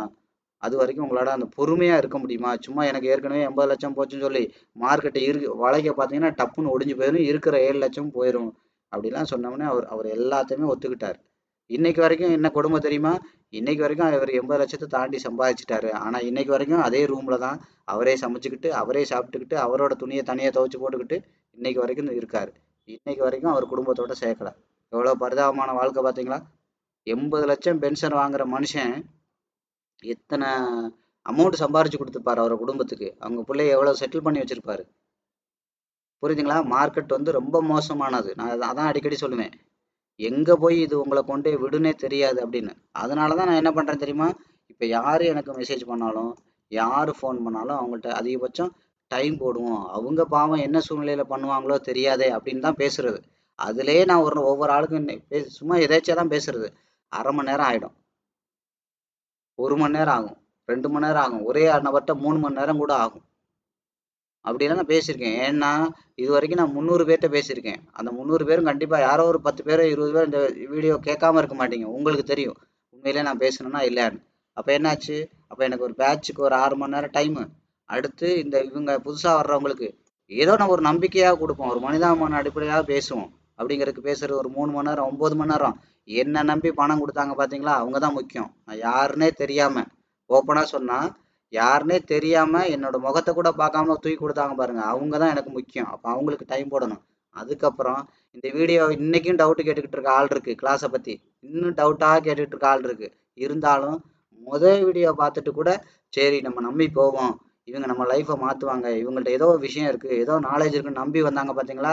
அவங்க தான் முக்கியம் எனக்கு. அதுக்கப்புறம் தான் நீங்க. புரியுதா? ஓப்பனா சொன்னா அதுக்கப்புறம் தான் நீங்க பச்சையா சொன்னா நீங்க எனக்கு முக்கியம் கூட கிடையாது. ஏதோ ஒரு மனிதாபிமான அடிப்படையில இந்த வீடியோ போட்டுட்டு இருக்கேன். மனிதாபிமான அடிப்படையில நீங்க உங்களோட ஃபோனுக்கு நான் எடுத்து நானே பர்சனலா பேசுறேன். ஏன் ஆள் வச்சு என்னால பேச முடியாதா? இவ்வளவுதான். இதுதான் என்னோட ப்ரியாரிட்டி ஆர்டர். இந்த ஆர்டர்ல தான் நான் என்னோட கிளைண்ட்ட வச்சிருப்பேன். என்னைக்குமே இந்த ஆர்டரை நான் மாத்த மாட்டேன். புரியுதுங்களா? அப்ப அதனால தான் உங்கள்ட்ட பேசுறேன். அப்ப என்ன நடக்கும் தெரியுமா? ஒரு மனிதாபிமான அடிப்படையில உங்களோட ஒரு 10 நிமிஷம் பேசலாம். 15 நிமிஷம் பேசலாம். அதுக்கு மேல சும்மா சும்மா என்ன மேல கேள்வியா கேட்டுக்கிட்டு இருந்தீங்கன்னா, நான் எரிச்சல் தான் அடைவேன். சந்தோஷப்பட மாட்டேன். தெரிஞ்சுக்கங்க. உண்மை அது. அப்ப நீங்க என்ன பண்ணணும்?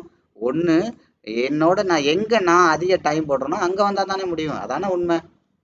ஒரு டாக்டர் இருக்காரு. ரோட்ல பார்த்தே பேசுனீங்கன்னா என்ன சொல்லுவாரு? ஒரு வார்த்தை பேச முடியும். 2 வார்த்தை பேசலாம். இல்ல 5 நிமிஷம் பேசலாம். அதுக்கு மேல உங்கள்ட்ட பேசிட்டு இருக்க முடியுமா? ரோட்ல காரை நிப்பாட்டி. ஏன்? அவரை நம்பி வெயிட் பண்றதுக்காக எமர்ஜென்சி கேஸ் இருக்கு. அதுக்கப்புறம் முக்கியமான இது இருக்கு. எப்படி பார்த்தாலும் அவரை நம்பி ஒரு 100 பேர் அங்க உட்கார்ந்துருக்காங்க. அந்த 100 பேர் முக்கியமா, இந்த ஒரு ஆள் முக்கியமான்னு பார்த்தா டாக்டர் என்ன பண்ணுவாரு? எதுவா இருந்தாலும் கிளினிக் வாங்க, இல்ல ஹாஸ்பிட்டல் வாங்க பேசிக்குவோம். அப்படிதானே சொல்லுவாரு. அதானே அவரோட பாயிண்ட்ல நியாயம். அதைத்தான் நானும் சொல்றேன். ஏன்? அங்க ஹாஸ்பிட்டல்ல அவர் ஒரு நாளைக்கு 5 மணி நேரம் உட்காந்துருக்காரு, இல்ல 8 மணி நேரம் உட்காந்துருக்காரு. அங்க போனீங்கன்னா நீங்க சாவகாசமா பேசலாம். புரியுதா அர்த்தம்? சாவகாசமா பேசலாம். அங்க போய் சும்மா பேச முடியாது. அதையும் யோசிக்கணும். அங்க போய் சாவகாசமா பேசலாம். ஆனா அவரோட கன்சல்டிங் ஃபீ எல்லாம் கொடுக்கணும். அவரோட உழைப்பை நீங்க வேல்யூ பண்ணணும். அதான் நான் சொன்னேன், ஓசி மிச்சர் கொஞ்சம் தான் கிடைக்கும். 1 கிலோ கிடைக்காது, 2 கிலோ கிடைக்காது. ஓசி மிச்சர்னா ஒரு கொஞ்சோண்டு அள்ளி கொடுப்பாங்க. அது எதுக்கு? டேஸ்ட் பார்த்துட்டு சரி இது நல்லா இருக்கு, நல்லா இல்லை, அடுத்து 1/4 கிலோ வாங்கலாம், 1/2 கிலோ வாங்கலாம், 1 கிலோ வாங்கலாங்கிறதுக்கு தான். இவ்வளவுதான் ஓசி மிச்சர் கிடைக்கும். அப்ப புரியுதா உங்களுக்கு? சும்மா ஒருத்தருக்கு ஒருத்தர் ஒரு மனிதாபிமான அடிப்படையில பேசுறேங்கிறதுக்காக சும்மா உட்காந்துட்டு ஒரு நாளைக்கு 4 தடவை போனை பண்ணிக்கிட்டு கேள்வி மேல கேள்வியா கேட்டுக்கிட்டு இருக்க கூடாது. அது மாதிரி ஒரு சார்ட் எடுத்து வரைஞ்சுக்கிட்டு, சார் இது சரியான்னு பாருங்க சார், அது சரியான்னு பாருங்க சார், இதை இப்படி பண்றேன்னு பாருங்க சார், அதெல்லாம் என்னால பார்க்க முடியாது. நான் தான் சொல்லல, காரணத்தை சொல்றேன். இப்ப புரியுதா? பச்சையா தானே சொன்னேன். இதை விட எளிமையா சொல்றதுக்கு எனக்கு தெரியல. அப்போ நான் எங்க அதிக டைம் போடுறேனோ, ஒரு டாக்டர் சொல்லிட்டு போவார்ல, என்னோட ஹாஸ்பிட்டல் வந்து பாருங்க, இல்ல ஜிஹெச்ல வந்து பாருங்க, ஏதோ ஒன்று சொல்றாரு இல்லையா? அப்போ அங்கதான் நீங்க போய் டைம் போடணும் ஒழிய, அவர் எங்க டைம் போட்டு மெனக்கெட்டு அதிக நேரம் உட்காந்து அங்க போகணும். அதை விட்டுட்டு ரோட்ல மறைக்கிற மாதிரி, சார் இந்த சாட்டை நான் வரைஞ்சிருக்கேன், இதை பார்த்து சொல்லுங்க, இதை பார்த்து சொல்லுங்க, இதை பார்த்து சொல்லுங்க, அதை பார்த்து சொல்லுங்க, இப்படி நான் உங்களுக்கு பார்த்து சொல்லிக்கிட்டே இருந்தேன்னா என்னை நம்பி உட்காந்துருக்குள்ள நான் என்ன ரோட்ல விட்டு வர்றதா? புரியுதா? அதனால அதாவது என்னன்னா, கொஞ்சம் இன்னும் பச்சையா சொன்னா கொஞ்சம் டீசெண்டா நடந்துக்கிறதுக்கு முயற்சி பண்ணுங்க. சும்மா ரொம்ப கீழ்த்தரமா நடந்துக்காதீங்க எப்பவுமே. ஒரு விஷயம்னா அதை வேல்யூ பண்ணுங்க. புரியுதா? நீங்க அதான் நான் சொன்னேன், உங்களை நீங்க வேல்யூ பண்ணுங்க. உங்களை நீங்க வேல்யூ பண்ணீங்கன்னா இப்படி சீப்பா நடக்க மாட்டீங்க. புரியுதா? ஒரு ஒரு நாலேஜுக்கு உண்டான ரெஸ்பெக்ட் கொடுங்க. ஒரு ப்ரொஃபஷனுக்கு உண்டான ரெஸ்பெக்ட் கொடுங்க. ஒரு விஷயத்த எங்க இருந்து வாங்கிக்கணும்னு நினைங்க. நான் அடிக்கடி சொல்லுவேன், சாராய கடையை நீங்க தேடி போறீங்க, பால் உங்க வீடு தேடி வருது. நான் உங்களை தேடி வந்து இந்த அட்வைஸ் எல்லாம் பண்றதுனால நான் சீப்பான ஆளுன்னு கிடையாது. என்னோட வேல்யூ ரொம்ப குறைஞ்சிருச்சுன்னு அர்த்தம் கிடையாது. புரியுதுங்களா? அதே மாதிரி நீங்க சாராய கடையை தேடி போறதுனால அது உயர்வுன்னு அர்த்தம் கிடையாது. பால் பால் தான். புரியுதுங்களா? சாராயம் சாராயம் தான். அதே மாதிரி தான் நான் சொல்றது. என்னோட நாலேஜ் எனக்கு தெரிஞ்சா போதும். அதனால தான் இதெல்லாம் உங்களுக்கு இறங்கி இவ்வளவு ஓப்பனா சொல்லிட்டு இருக்கேன். பட் என்னன்னா அதை வேல்யூ பண்ண கத்துக்கோங்க. சும்மா ஓப்பனா சொல்றேங்கிறக்காக எத்தனை கேள்வி கேட்டாலும் இவர் பதில் சொல்லிக்கிட்டே இருப்பாரு, எத்தனை தடவை போன் அடிச்சாலும் எடுத்து பேசிக்கிட்டே இருப்பாருன்னு நினைக்காதீங்க.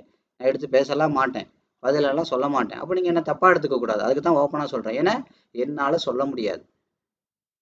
ஏதோ தடவை பண்றீங்க, இது என்னன்னு தெரிஞ்சுக்கிறீங்க, இல்ல ஏதோ உங்களுக்கு ஒரு எமர்ஜென்சி, ஏதோ ஒண்ணு ஹை பீரியாரிட்டி, நான் சத்தியமா பேசுவேன். இன்னும் இது அதான் சொல்லல, இந்த இந்த இந்த சேனல் ஆரம்பிச்சு இது வரைக்கும் 300 பேருக்கு மேல பேசியிருக்கேன். நானே நேரடியா பேசியிருக்கேன். அதுதான் என்னால போட முடியும். அதுக்கு மேல உள்ள விஷயங்கள் எல்லாமே நீங்க தான் வரணும். நான் எங்க டைம் போடுறேனோ அங்க வரணும். அங்க வந்தா தான் பேச முடியும். ஏன்? அங்க ஒரு நாளைக்கு சப்போர்ட் செஷன்ல 2 மணி நேரம் 3 மணி நேரம் பேசிட்டு இருக்கோம். அங்க வாங்க, எல்லா விஷயத்துக்கும் பதில் இருக்கு. நீங்க இப்ப கேள்வி கேட்கவே வேண்டாம். உங்களை உருவாக்கியே உங்களை அனுப்பிச்சிடலாம். ஏன்? அங்கதான் நான் டைம் போடுறேன். அங்க வரணும். அதை விட்டுட்டு சும்மாவே சும்மா நையி நையி நையின்னு போன் அடிச்சுக்கிட்டு இருந்தீங்கன்னா சத்தியமா நான் எரிச்சல் தான் ஆவேன். என்னால பதில் சொல்லவும் முடியாது. நான் என் மனசுல உள்ளதெல்லாம் ஓப்பனா பேசுறேன். அதான் சொல்லல, நான் எப்பவுமே யாருக்குமே பயப்பட மாட்டேன். என்ன இருக்கோ பேசிட்டு போயிட்டே இருப்பேன். யாருக்காகவும் நான் நடிக்க மாட்டேன். புரியுதுங்களா? நான் நானா தான் இருப்பேன். சிரிக்கிற இடத்துல சிரிப்பேன், கோவப்படுற இடத்துல கோவப்படுவேன், அவ்வளவுதான். ஆனா என்ன, அதை நான் மறந்துடுவேன். அதுக்கான இப்படி சிரிக்க ரொம்ப ஓப்பனா இருக்கிறதுனால எப்பவுமே இப்படி இருப்பேன்னு நினைக்காதீங்க. ஃப்ரெண்ட்லியாவும் இருப்பேன். அதான் சொல்லுவாங்கல்ல, நீங்க எப்படி நடந்துக்கிறீங்கன்ற பொறுத்து இருக்கு. புரியுங்களா? நீங்க என்ன எப்படி யூஸ் பண்றீங்கன்றத பொறுத்து இருக்கு.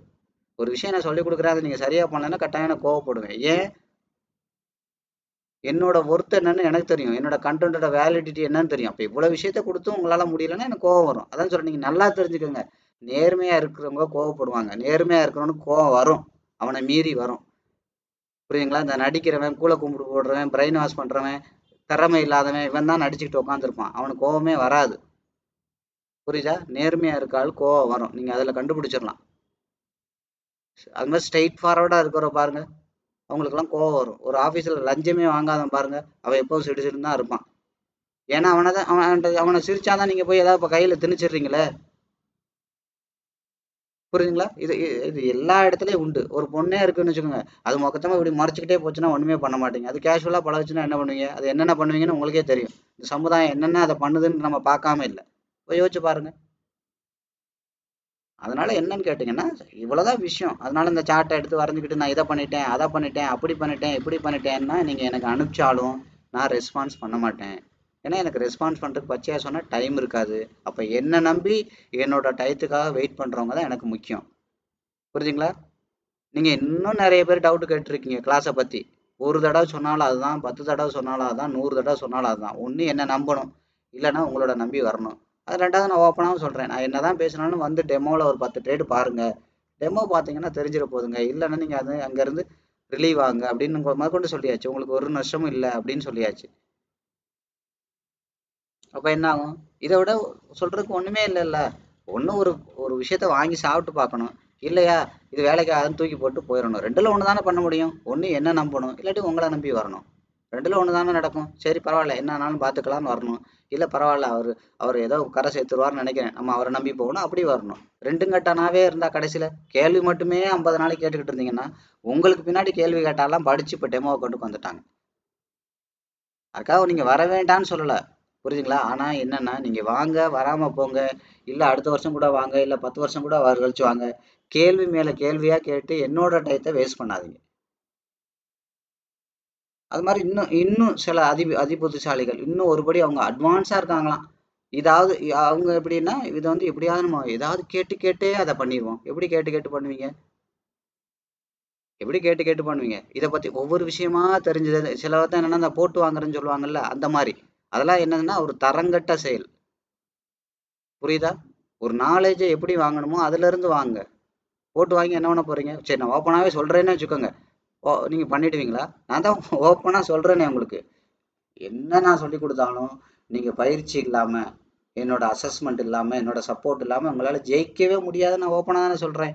இவ்வளவு சொல்லியும் ஏதாவது ஒன்று பண்ணிடலாம், ஏதாவது ஒன்று. அது இன்னும் உங்களை மோசமாக தான் விடும். முன்னாடியாவது உங்களுக்கு லாஸ் வந்துச்சு, பயந்துக்கிட்டாவது மார்க்கெட் அப்ரோச் பண்ணுவீங்க.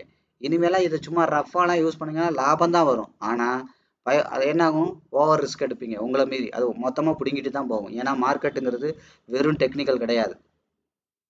இந்த சார்ட்டை நான் என்னதான் இன்னும் துல்லியமாக சொல்லி கொடுத்தாலும் அடுத்த மார்க்கெட் எங்கே போகுன்ற வரைக்கும் நான் சொல்லி கொடுத்தாலும் உங்களால் பண்ண முடியாது. சேலஞ்ச் பண்ணியே சொல்கிறேன். ஏன்னா ஃபிட்னஸ் இல்லாமல் பண்ண முடியாது. புரியுதுங்களா? அதாவது என் காரை உங்கள் கையில் கொடுக்குற மாதிரி அப்படின்னு வச்சுக்கோங்க. என் நாலேஜை கொடுக்குறது என் காரை கொடுக்குற மாதிரி. உங்களுக்கு ஓட்ட தெரியாமல் ஓட்டிடுவீங்களா? ஒன்றுமே பண்ண முடியாது. காருக்கும் ஆபத்து, உங்களுக்கும் ஆபத்து. புரியுதுங்களா? சும்மா அது மாதிரி இந்த போட்டு வாங்குற மாதிரி கொஞ்சம் கொஞ்சமாக பேசினா ஏதாவது கொஞ்சம் கொஞ்சமாக சொல்லுவார். சொன்னாலும் உங்களுக்கு ஒன்றும் கலட்ட முடியாது. புரியுதுங்களா? இதெல்லாம் தெளிவாக தெரிஞ்சுக்கோங்க. புரியுதுங்களா? இதெல்லாம் தெளிவாக தெரிஞ்சுக்கோங்கன்னா என்னென்ன தான் ஒரு விஷயத்துக்கு உண்டான அதுக்கு உண்டான அந்த மரியாதையை கொடுங்க. அதை நீங்கள் அதுக்கு உண்டான அதை நீங்கள் காப்பாற்றினா தான் அது உங்களை காப்பாற்றும். நாய் கூட வளர்க்கலாம், ஆனால் வாலாட்ட வைக்க முடியாது. புரியுதா? அதுக்கு உண்டான ஒரு ரெஸ்பான்சிபிலிட்டி இருக்குது. அந்த ரெஸ்பான்சிபிலிட்டியோட நீங்கள் அதை அப்ரோச் பண்ணால் தான் அது உங்களை பார்த்து வாழக்கூட ஆட்டும். நாயே வாழாட்டும். புரியுதா? அப்போ ஒவ்வொன்றுக்கும் ஒரு வேலிடிட்டி இருக்குது. ஒவ்வொன்றுக்கும் ஒரு என்ன சொல்கிறது, ஒரு ஒரு ஒரு வேல்யூ இருக்குது. அதை வேல்யூ பண்ண முதல்ல கற்றுக்கோங்க. அடுத்தவங்களோட டயத்தை வேல்யூ பண்ணுங்க, அடுத்தவங்களோட உணர்ச்சிக்கு வேல்யூ பண்ணுங்க. ஒருத்தங்க எடுத்து அவங்க வந்து இறங்கி வந்து சொல்கிறாங்கன்னா அவங்க என்ன வேணாலும் சொல்லுவாங்க. எவ்வளோ நேரம் வேணாலும் அவங்களுக்கு கால் பண்ணலாம், எவ்வளோ நேரம் வேணாலும் அவங்கள தொந்தரவு பண்ணலாம், எத்தனை மிஸ் கால் விடணும் வேணாலும்.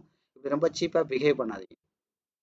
புரியுதுங்களா? சீப்பான ஆளுகிட்ட இருந்து எப்போவுமே நான் என்ன நினைப்பேன்னா, சீப்பான ஆளுகிட்ட இருந்து சீப்பான விஷயம் தான் கிடைக்கும். தரமான ஆள்கள்ட்ட இருந்தால் தரமான விஷயம் கிடைக்கும். அப்போ நீங்கள் தரமாக நடந்துக்கிட்டீங்கன்னா தான் உங்களோட ட்ராவல் பண்ணுறதே எனக்கு பிடிக்கும். இந்த first impression is the best impression சொல்லியிருக்காங்க. அப்படின்னு என்ன அர்த்தம்? உங்களை நான் முதல்ல எப்படி பார்க்கணும்னா, நான் என்னதான் மனசை மாத்திக்கிட்டாலும் கடைசி வரைக்கும் அப்படித்தான் பார்ப்போம். அதானே மனுஷனோட இயல்பு. புரியுதுங்களா? அதானே மனுஷனோட இயல்பு. அதனால என்னன்னா, அந்த இம்ப்ரெஷன் வந்து ரொம்ப ரொம்ப முக்கியம். அதோட அதோட வேல்யூவேஷன் வந்து ரொம்ப ரொம்ப முக்கியம். இதெல்லாம் எதுக்கு சொல்றேன்னு புரிஞ்சுக்கோங்க. அதான் நீங்க என்ன தப்பாவே எடுத்தா கூட எனக்கு பிரச்சனை இல்லை. அதான் நான் சொல்லல, இதை விட எவ்வளவோ ஓப்பனான விஷயம் இந்த இந்த சேனல்ல பேசியாச்சு. புரியுதுங்களா? இதை விட தப்பா எடுக்கிறதுலாம் ஒண்ணுமே கிடையாது. அதான் சொன்னேன், அடிக்கடி இந்த விஷயத்த நான் கிளியரா இருப்பேன். என்னை பத்தி எனக்கு தெரிஞ்சா போதும். கரெக்டா? நான் பேசும்போது ஒரு விஷயத்த என்ன மைண்ட் செட்ல பேசுறேன், கடவுள் பாக்குறாரு, அது தெரிஞ்சா போதும். இப்பவுமே நான் என்ன சொல்றேன், ஒண்ணு நீங்க சீப்பா நடந்துக்காதீங்க. நீங்க நல்ல குவாலிட்டியா இருங்க. அப்பதான் உங்களுக்கு குவாலிட்டியான விஷயங்கள் வந்து சேரும். புரியுதுங்களா? இது எனக்காக பேசல. என்னை பொறுத்த வரைக்கும் பச்சையா சொன்னா என்ன அர்த்தம்? என்னால டைம் போட முடியாது. நான் சொல்ல மாட்டேன். சொல்லவும் முடியாது. சொல்லணும்னு நினைச்சா கூட எனக்கு ஆசை தான். ஐயோ, இவ்வளவு மெனக்கட்டு இவ்வளவு வரைஞ்சு அனுப்பிச்சிருக்காங்களே, ஏதாவது கைட் பண்ணணும்னு ஆசை தான். என்னால டைம் போட முடியாது. அதான் நான் சொன்னேன், அடுத்து அது எங்க போய் நிற்கும்? ட்ரேட்ல நிற்கும். ட்ரேட் போட்டுட்டு அவசரத்துக்கு ஃபோன் பண்ணுவீங்க, எடுத்தாதான் போச்சு. எடுக்கலைன்னா யோசிச்சு பாருங்க எவ்வளவு பெரிய பாதிப்பு.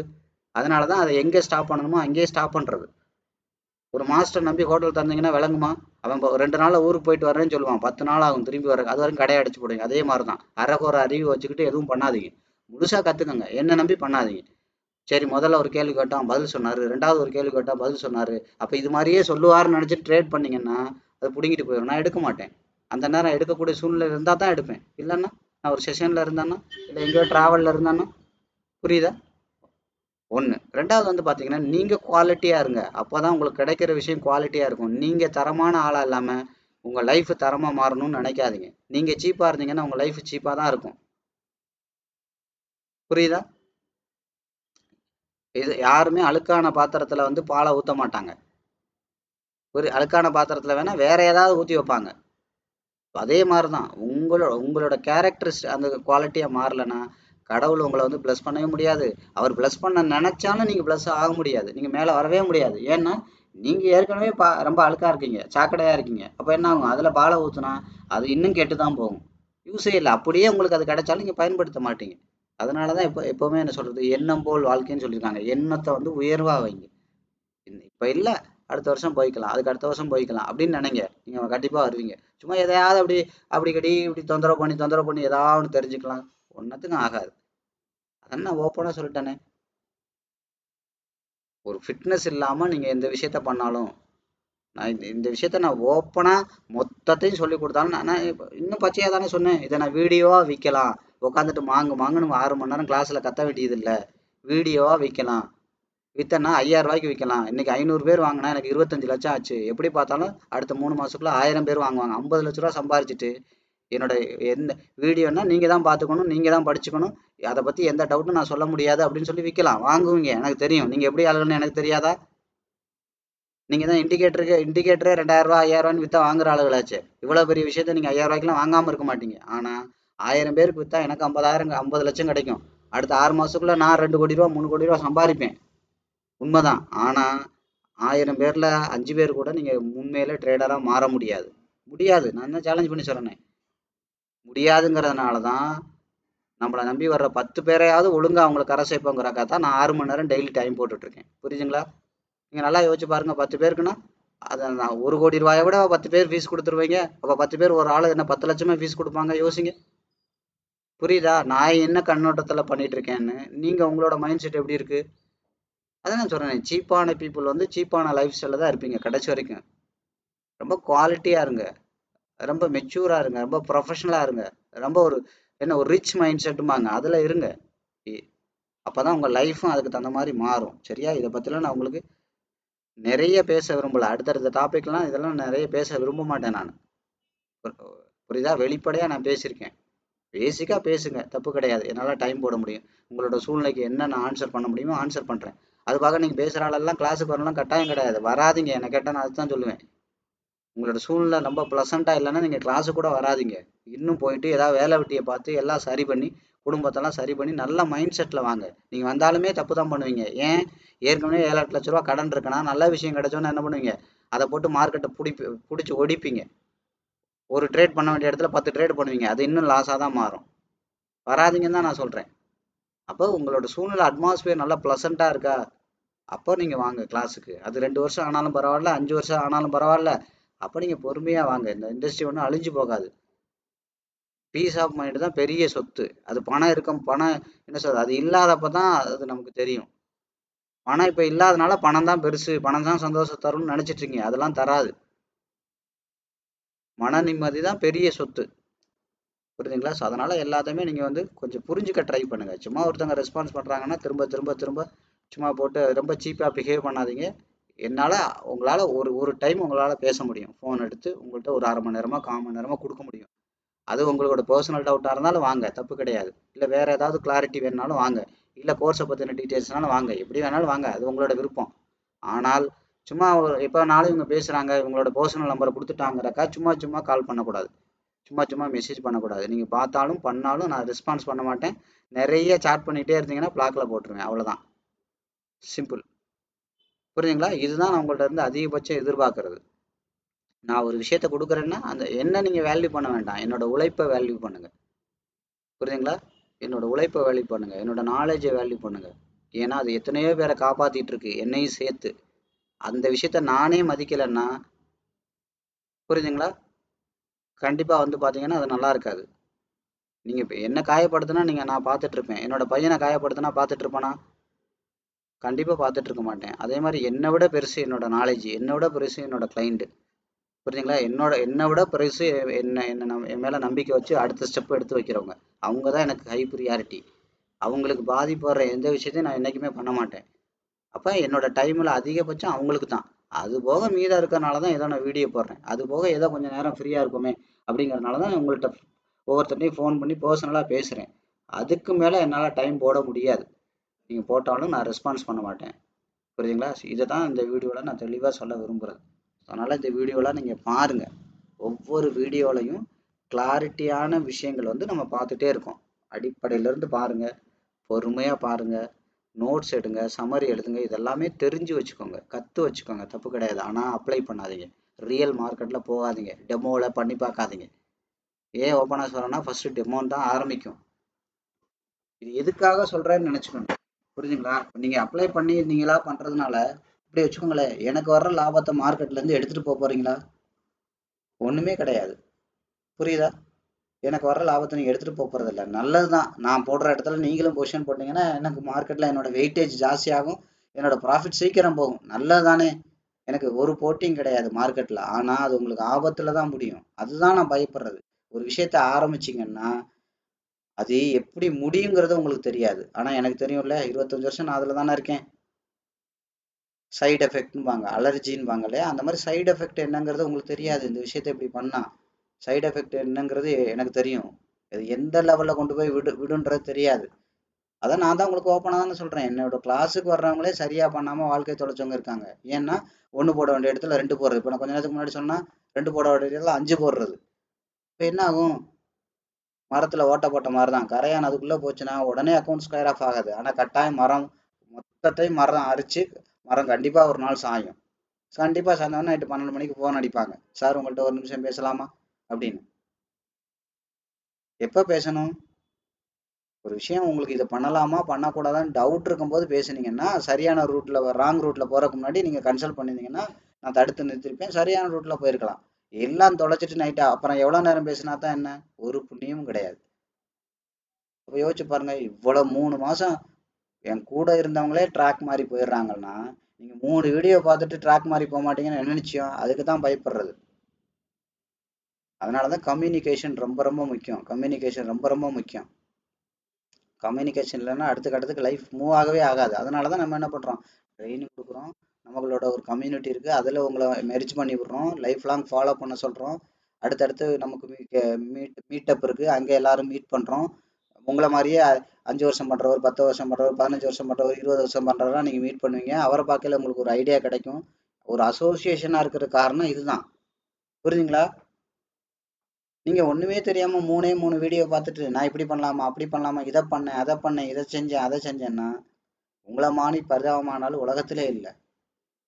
அதனால தான் நான் திரும்ப திரும்ப சொல்கிறது. இல்லாட்டி நீங்கள் கற்றுக்கணும்னு நீங்கள் எதுவுமே தெரிஞ்சக்கூடாதுன்னு நினச்சா நான் மாங்குன்னு ஏன் உட்காந்து 1.5 மணி நேரம் டெய்லி மணி நேரம் நெஞ்சு வலியோட பேச போகிறேன்? யோசிங்க. இங்கே தெரிஞ்சுக்கூடாதுங்கிறது என்னோட நோக்கம் இல்லை. இந்த தொழிலை பற்றி முழுசாக தெரிஞ்சுக்கணும், முழுசாக பயிற்சி எடுத்துட்டு நல்லா சம்பாதிக்கணும், சந்தோஷமா இருக்கணுங்கிறது தான் என்னோட நோக்கம். புரியுதுங்களா? ஓகே. ஸோ அதனால் நீங்கள் ஒவ்வொரு வீடியோவும் பாருங்கள், அதை நோட்ஸ் எடுங்க, என்னன்னு தெரிஞ்சுக்கங்க, புரிஞ்சுக்கங்க, தப்பு கிடையாது. அதோட ரீசன் தெரிஞ்சுக்கங்க. ஆனால் சொல்யூஷன் இல்லாமல் இது இப்படி இந்த ஒரு ட்ரேட் எடுக்கிறேன் அது நெகட்டிவ்ல போனால் என்ன பண்ணணுங்கிற சொல்யூஷன் இல்லாமல் வெறும் ரீசனை வச்சுக்கிட்டு மார்க்கெட்டை அப்ரோச் பண்ணாதீங்க. இதுதான் நான் ஃபைனலாக சொல்கிறது. சரியா?